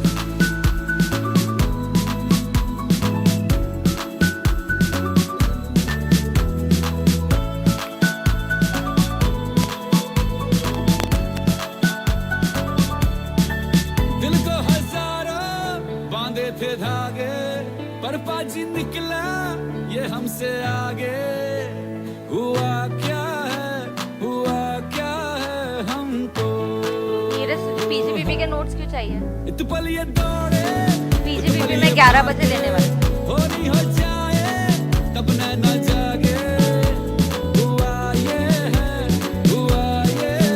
समझो, दिल दिल के मिलते सांचे और खांचे जो है बनाता ऊपर से जाके, बत्ती है ना है धूप ना कपूर ना कपूर, नैना दा क्या कसूर बेकसूर बेकसूर, नैना दा क्या कसूर बेकसूर Done? ये डाउन करो, स्क्रॉल डाउन करो. नैना दा क्या कसूर Is that okay? बेकसूर बेकसूर, या थोड़ा ऊपर का लिखना है? नैना दा क्या कसूर okay? बेकसूर बेकसूर, नैना दा क्या कसूर बेकसूर बेकसूर, ऐ दिल तो बता रे.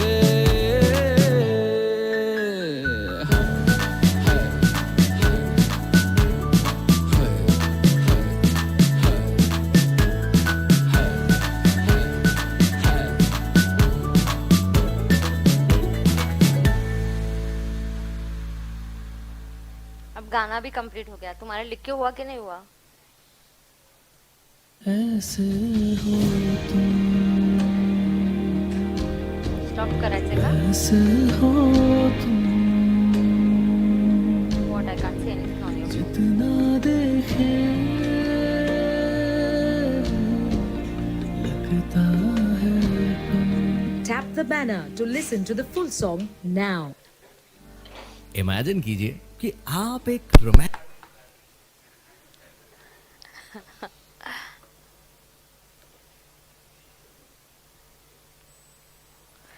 Post result face to face वाले प्रेस्टीज में होंगे. Face to face classes will be here at Prestige, no? What you have been told at Gurukul? Not sure yet. लावायचं आहे का नाही लावायचं आहे? साइड प्लीज, मैं बीच में आ गई हूँ क्या? स्क्रीन क्या?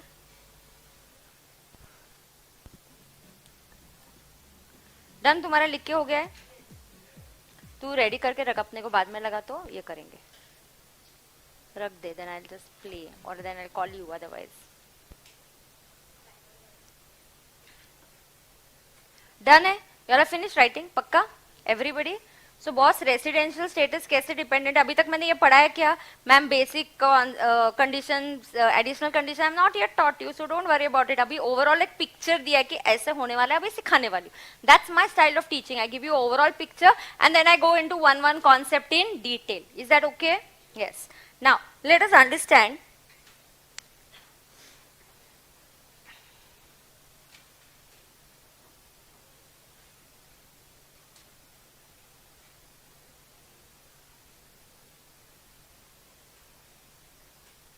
Okay, so now should we check what is the basic condition first? Ready everybody? Yes, तो ध्यान से सुनना। Ma'am, now what are the basic conditions?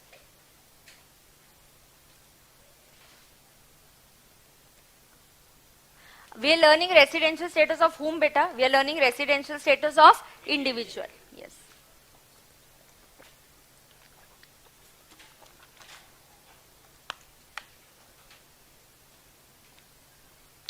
So we are learning residential status of individuals. ठीक है, अब ध्यान से सुन के लेते हैं। What are the basic conditions? पहले individual के इसमें हम basic conditions समझ के लेंगे। अगर आप नोट्स देखोगे तो ये ऐसे ही दिया है आपको, देखो रेसिडेंशियल स्टेटस ऑफ इंडिविजुअल क्या है? इंडिविजुअल कैन बी आर और individual can be N R. Resident कब होता है? When you satisfy any one or we write down here both basic condition. And when do you become a NR? When you satisfy none of the basic conditions. When you satisfy none of the basic conditions. Correct. Now ROR माने क्या है? Resident and ordinary resident. RNOR is resident but not ordinary resident. Is that okay? This depends upon additional conditions. If you satisfy both satisfy करोगे ना तब जाके ordinary resident बनोगे। क्या क्या क्या? बोथ सेटिस्फाई करोगे ना तब जाके ऑर्डिनरी रेसिडेंट बनोगे। ओनली वन या कोई भी नहीं, मतलब none, you satisfy only one or none, then you will become an RNOR. You will become an RNOR. Correct. So now over here what happens is, this is how it is. Now here practice के लिए मैंने space दिया है. Make the flow chart again. So you have to make this flow chart again. See, notes have to be little interactive. नहीं तो theory तुम सुनते जा रहे ऐसा नहीं चलेगा। बीच बीच में आप लिखोगे तो you know क्या चल रहा है क्लास में. You are awake in the class. ठीक है? Now what are the basic conditions? Here are the basic conditions. Basic condition पहला क्या है? In India in the PY for 182 days और मोर. कैसे बोलने का? In India in the PY for 182 days और more. Repeat with me. In India in the PY for 182 days और more. That's one. Second, in India in the PY for 60 days or more and 365 days or more in the last 4 years. फिर से repeat करो. चलो पहले condition समझ के लो, उसके ऊपर प्रॉब्लम सॉल्व करने वाले हैं. एडिशनल समझो, प्रॉब्लम सॉल्विंग करने वाली हूँ to find out residential status. So simple, easy है. चलो पहला कंडीशन, पहला क्या है? In India in the PY for 182 days और मोर. दूसरा, in India in the PY for 60 days or more and 365 days or more in the last 4 years. Explain करती हूँ, समझ के लेना. इस साल में अगर आप 182 से ज्यादा डेज में हो तो आप बन जाते हो रेसिडेंट. 182 रफली कैसे आया होगा? हाफ. 182 इज टेंटेटिवली हाफ, मतलब आप 6 महीने के ऊपर रफली रे 6 मंथ्स मल्टीप्लाइड बाय 30 करेंगे तो 180 आता है. रफली बोल रही हूँ, अप्रॉक्स. कोई भी लॉजिक जो होता है ना, अंदाजन होता है कि हाँ ऐसा लॉजिक है. अच्छा, तुम 6 महीने से ज्यादा इंडिया में हो तो तुम रेसिडेंट बन गए. So you are in India in the PY for 182 days और more. Repeat with me. In India in the PY for 182 days और मोर. दूसरा, in India in the PY for 60 days और मोर एंड 365 डेज और more in the last 4 years. See, I tell you one thing.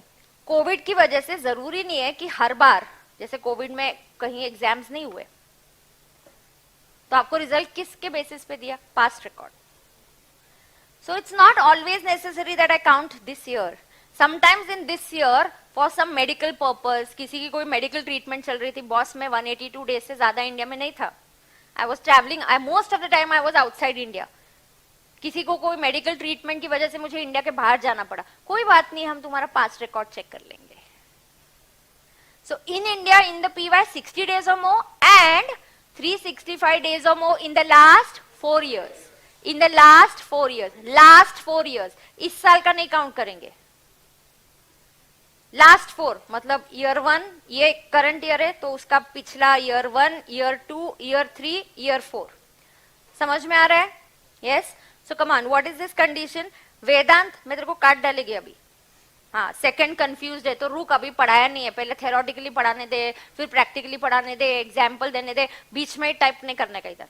रुक जा जरा, hold on. Yes, so please understand. So what's the first basic condition? You just have to repeat first. In India, in the PY for 182 days और more. दूसरा, in India, in the PY for 60 days or more and 365 days or more in the last 4 years. Now let us understand. How do I actually use this basic condition? How do I actually use this basic condition? Shh.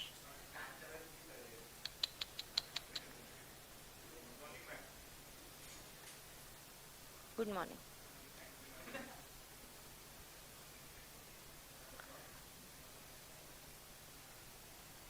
Vedant, don't say sorry, it's okay.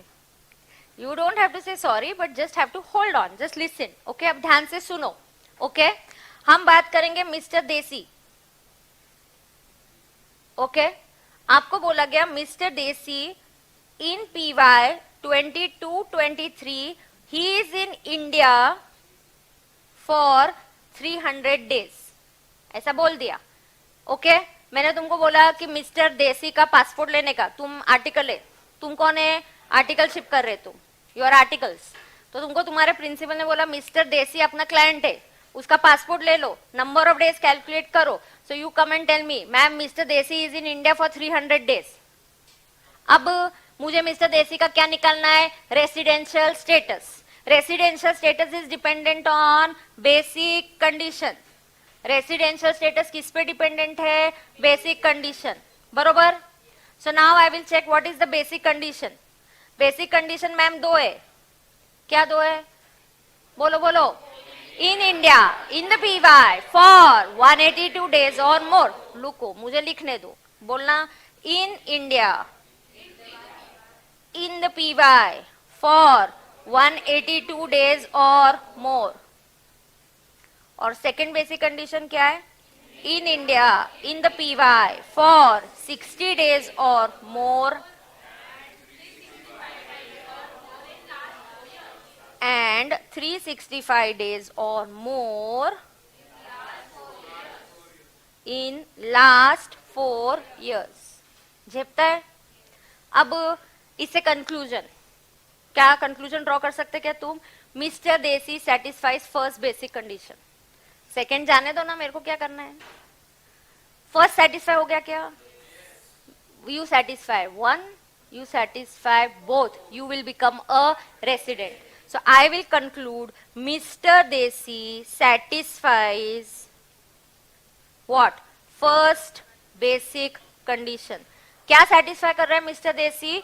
First basic condition. Therefore he is resident in PY 22-23, that is AY 23-24. ऐसे easy questions आने वाले हैं? नहीं, रुक जा.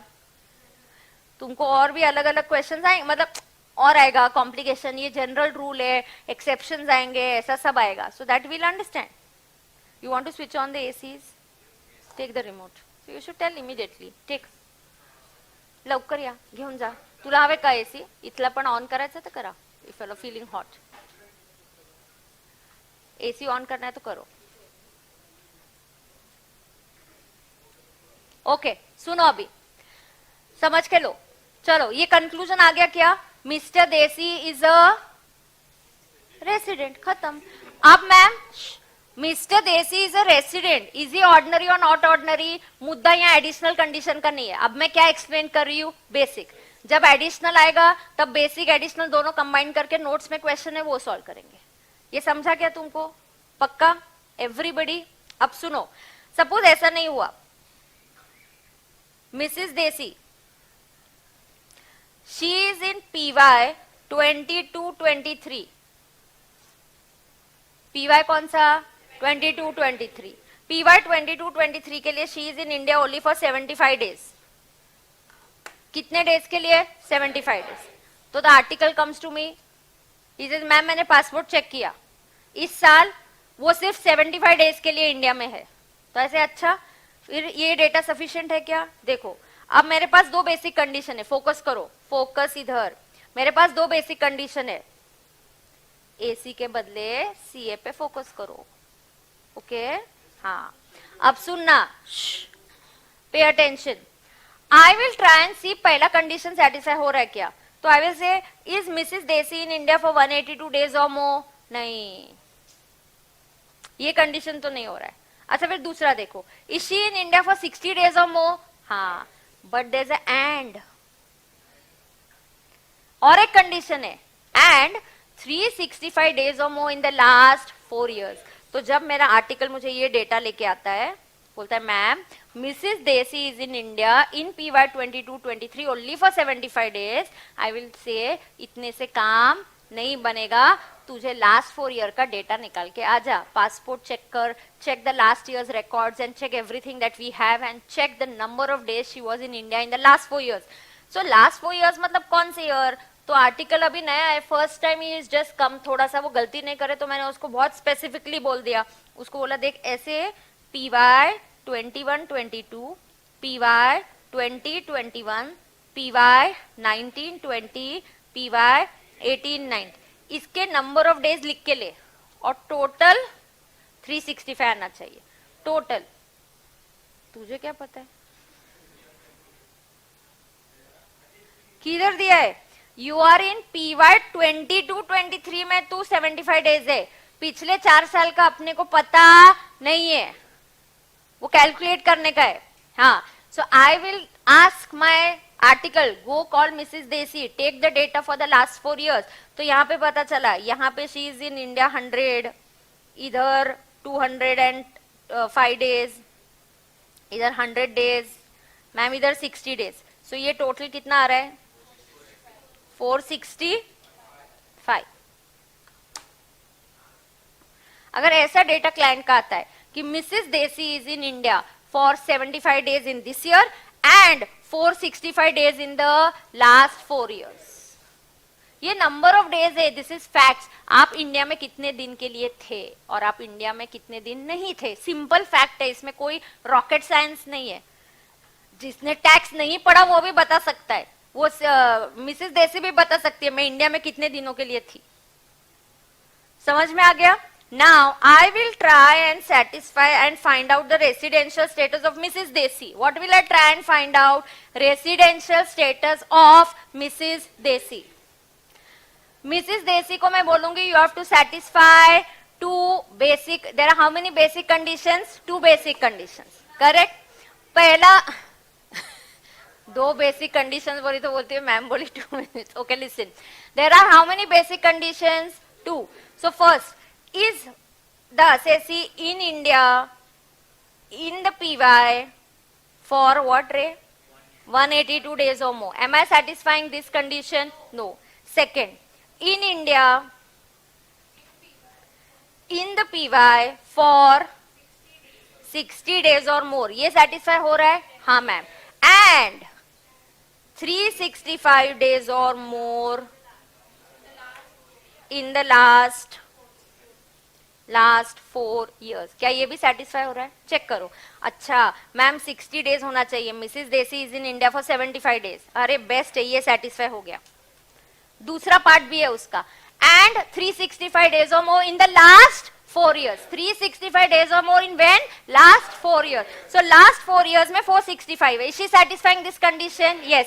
Now our conclusion is she is a resident, and because of what she is a resident, as she satisfies second condition.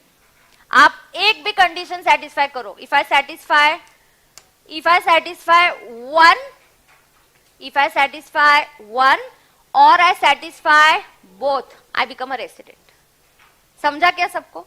पक्का? Now wait, again here let's understand. First, let's start with Mr. Desi's example. Should we start with Mr. Desi? अरे ma'am ये लिख के लेंगे? नहीं, ये पूरा ऐसे ही क्वेश्चन सॉल्विंग है अपने को. Believe me, मैं जैसा theoretically पढ़ा रही हूँ ना, I will teach you one more time practically. What I teach you theoretically, I will also teach you practically by solving problems. Every situation will have a problem. Do you understand that? Come on. So पहला example, Mr. Desi India में कितने दिनों के लिए है? ये fact है. Mr. Desi आप इंडिया में कितने दिनों के लिए थे? तो he says I was in India for 300. Mr. Desi was in India for 300 days. ये facts है. ये क्लाइंट ने आपको डेटा दिया, मैं इंडिया में 300 दिनों के लिए था. तो मिस्टर देसी का स्टेटस क्या हुआ? रेसिडेंट. क्यों resident? He satisfied the first basic condition. कौन सा basic condition he satisfied? He is in India for 182 days or more. Ma'am, should I check the second? Go ahead, check it. Take the data of last 4 years. नहीं ma'am, Desai के case में मुझे second भी करना है. अरे करना check. Satisfy हो गया तो भी रेसिडेंट, नहीं हुआ तो अभी रेसिडेंट. एक कंडीशन सेटिस्फाई हो गया, you leave it. Don't spend time. This is a lengthy exam. You have to do smart work. You have to be smart enough and come to a conclusion. We don't have time here. There are tricky questions which will involve thinking. Use the time over there. समझ में आ रहा है? चलो, mister देसी के example में doubt है क्या? पहले देसी के एग्जाम्पल में डाउट है क्या पूछो. लाइव स्ट्रीमिंग स्टूडेंट्स, देसी के एग्जाम्पल में कोई डाउट है क्या? मिस्टर देसी के एग्जाम्पल में पक्का? मिस्टर देसी का एक्चुअल डेज लिखने का, compare it with basic condition. कोई भी एक बेसिक कंडीशन सेटिस्फाई हो गया तो मिस्टर देसी बन जाएगा रेसिडेंट. अब हमारे नोट्स में ऐसे क्वेश्चंस है. Determine residential status of X, residential status of Y, residential status of फिरंगी. ऐसा कुछ भी ऐसे क्वेश्चंस है, हम सॉल्व करने वाले. That's our work. Are you understanding this? Mrs देसी का डेटा क्या है? She was in the PY for 75 days or more. And उसका लास्ट 4 years का डेटा कितना है? 465. अच्छा ma'am, I tell you one thing. Ma'am, ये 60, 182 ये कंटिन्यूस होना जरूरी है क्या? No. Should it be continuous stay in India? No. I can come to India for 20 days. I can go out, come again for next 30 days, again go out. ये जो 182 है, 60 का टोटल है, 365 का टोटल, ये कंटिन्यूस होना चाहिए क्या? नहीं. पूरे साल में कभी भी 182 के ऊपर, पूरे साल में कभी भी 60 के ऊपर, या पूरे लास्ट 4 years में 365 का टोटल. एक ही ईयर में होना चाहिए जरूरी नहीं है. Total over 4 years. एंड ये number of days should it be continuous. नहीं, पूरा 6 महीने इंडिया में रहने का, फिर बाहर जाने का, ऐसा नहीं है. Is it a continuous stay? No. I can come in India for 3 months, go out, again come after a few days. That is how the counting is done. झेपता क्या? यस. तो मिसेस देसी का डेटा क्या है? She was here in India for how many days? 75. And last 4 years कितना? 465.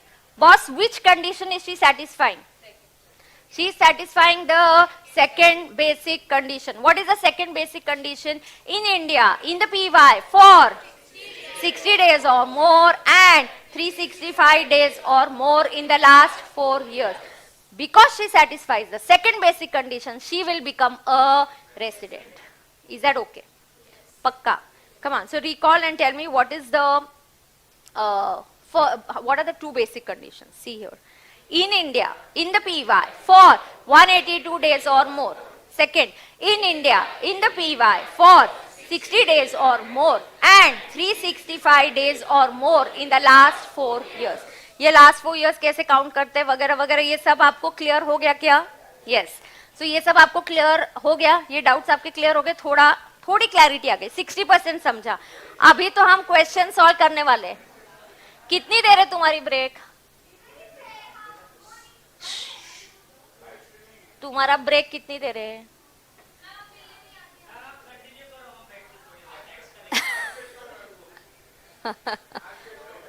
आती हूँ. I'll come out. Wait, I'll come. You all will take this down or take down the basic conditions till then. I'll just go out and come. Here. तुम लिखो. एक minute रुको, मैं आ रही हूं. तुम क्या लिखोगे? Write down these two basic conditions. Write down basic conditions quickly. I'll just come.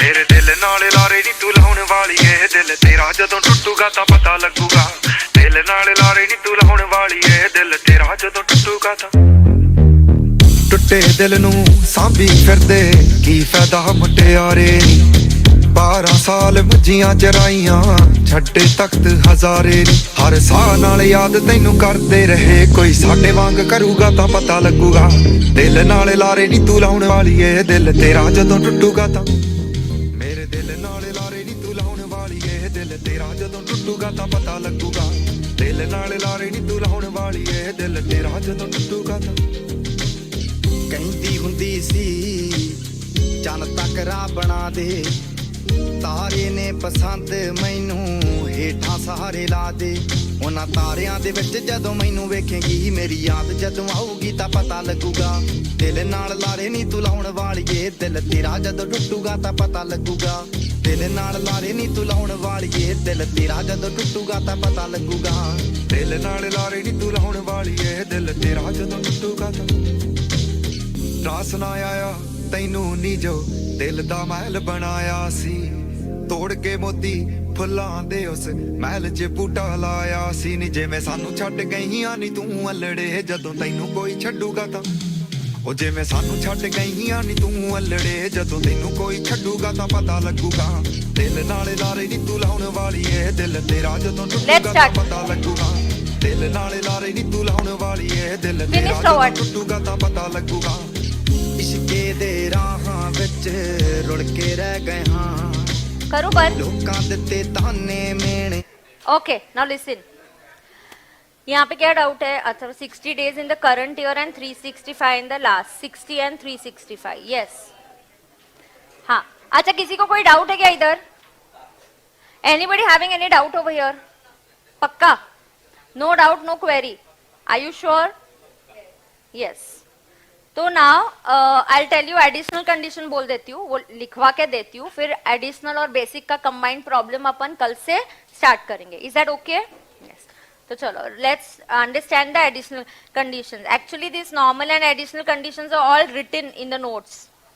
ये बेसिक कंडीशंस है, उसके एक्सेप्शंस है, ये कुछ बीच में देखने का नहीं है. That's not required. Now what are the additional conditions? Pay attention and listen. एक minute. Pranay, ma'am last 4 year में PY 22-23 इंक्लूड नहीं करेंगे ना? तेरे को प्रैक्टिकली दिखाया ना बेटा प्रणय, ये डाउट क्यों आया तुझे? ये देख Pranay, this is for you. Observe now, answer your doubt. Observe and now answer. Pranay का डाउट है, तुम हेल्प करो उसको. वो बोलता है मैम लास्ट 4 इयर्स की जब काउंटिंग करेंगे तब PY 22-23 को काउंट करेंगे या नहीं करेंगे? तो आंसर इज PY 22-23 को काउंट नहीं करेंगे. और ऐसा क्यों? जब मैं एग्जाम्पल देती हूँ ना, एग्जाम्पल से समझना है. अच्छा मैम ने ऐसा किया है, मतलब लास्ट 4 ईयर की काउंटिंग में PY 22-23 को काउंट नहीं करेंगे. समझ में आ रहा है क्या? पक्का? यस. प्रणय तेरा डाउट हुआ क्या सॉल्व? रिजवी एग्जाम्पल लिखना है क्या? नहीं लिखेंगे. कल मैं सॉल्व करवाऊंगी ना एग्जाम्पल. अगर तुम्हें लगा नहीं मैम ये भी लिखना है, तो मेरे पास तो लिखा हुआ ही है, तो कल टाइम दे दूंगी. चलेगा? एडिशनल कंडीशन बता दूं? Aman, if you travel by road, जाना यहाँ से, रोड से तू निकल और see if you can go to any other country. तू रोड से भी जाएगा तो दूसरी कंट्री में आ जाने के लिए तेरे को वीजा परमिशन तो लेना पड़ेगा ना. रोड से जाएगा तो कैसे जाएगा? लेकिन पासपोर्ट तो लेके जाना पड़ेगा ना, स्टैंपिंग तो उधर भी होगा. समझा क्या? तू रोड से निकलेगा तो ऐसा थोड़ी है कि मैम पासपोर्ट सिर्फ एयरवेज के लिए लगता है, ऐसा नहीं है. If you are going on a cruise, you are going from a ship from one country to another, boss you need a passport there also. You need permission to enter the country there. समझा क्या? ये तो best है, तू road से निकल और देख कहीं कहाँ पहुंच पाता है बिना पासपोर्ट के, बिना परमिशन के. पकड़ के ले जाएंगे तेरे को. प्रेरणा, मैम डेज देखने में फाइनेंशियल ईयर लेंगे या कैलेंडर ईयर? ये इसके आगे अभी ये सवाल फिर से नहीं आएगा. Income tax considers only financial year, calendar year का कोई संबंध नहीं है. झेपता है क्या? मुझे ऐसा लगता है ना तुम लोग मेरा पेशेंस जानबूझ के मेरे को डाउट्स पूछते क्या, ऐसा मुझे लगता है. हाँ चलो अब लिखो एडिशनल कंडीशंस. लिखते क्या तुम?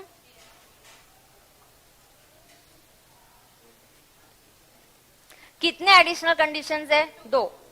First and 2. First one says in India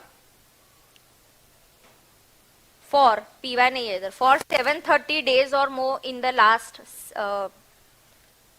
in India for 730 days or more for the last 7 years. And second is resident in at least 2 years out of the last 10 years. अब ध्यान से सुनना. हम बोलते देखो तुम ऑर्डिनरी रेसिडेंट हो या, हाँ पहले लिख के लो फिर मैं समझाती हूँ.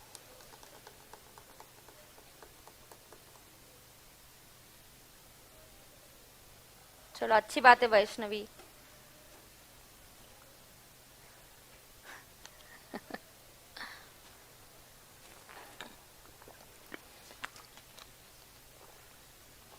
डन है क्या?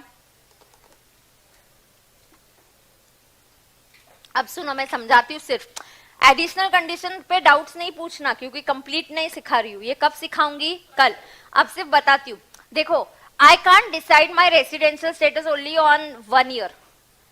You can't decide whether a child is smart, not smart, or how is he in academics only on the basis of 1 year. एक आध साल में ऐसा हो सकता है कि ध्यान नहीं दिया, डिस्ट्रैक्शन हो गया, या उसकी तबीयत ठीक नहीं थी. So you have to also have a look at the past records.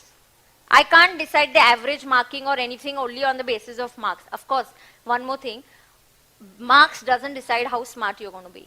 So you don't have to judge yourself on the basis of marks also. If you're ready to work hard, you're ready to focus and understand, you can again reach wherever you decide to. ठीक है? तो मैं just एक example दे रही हूँ. कहीं कहीं exams में, जैसे कोविड था, कोविड में एग्जाम्स नहीं हुई तो मार्क्स कैसे किया? एवरेज आउट किया पास परफॉर्मेंस का.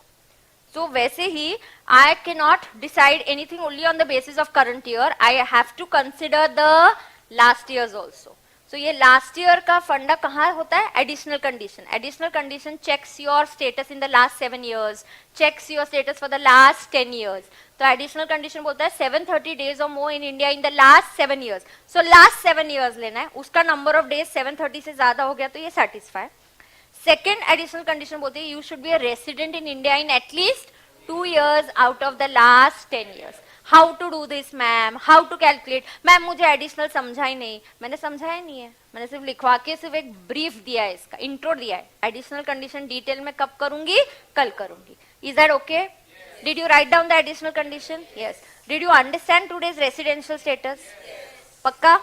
Anybody having any doubt? 730 days or more आएगा, of course. Please note this down. Thank you Pranay. 730 days or more. और मोर कर दो. आपने किया क्या? हाँ, 730 days or more. Correct. Done? Yes. So I'll stop the class here. I'll meet you tomorrow at 8:30. Okay? Thank you, dear students. See you tomorrow. Okay. Thank you. चलो, live streaming students. Bye bye.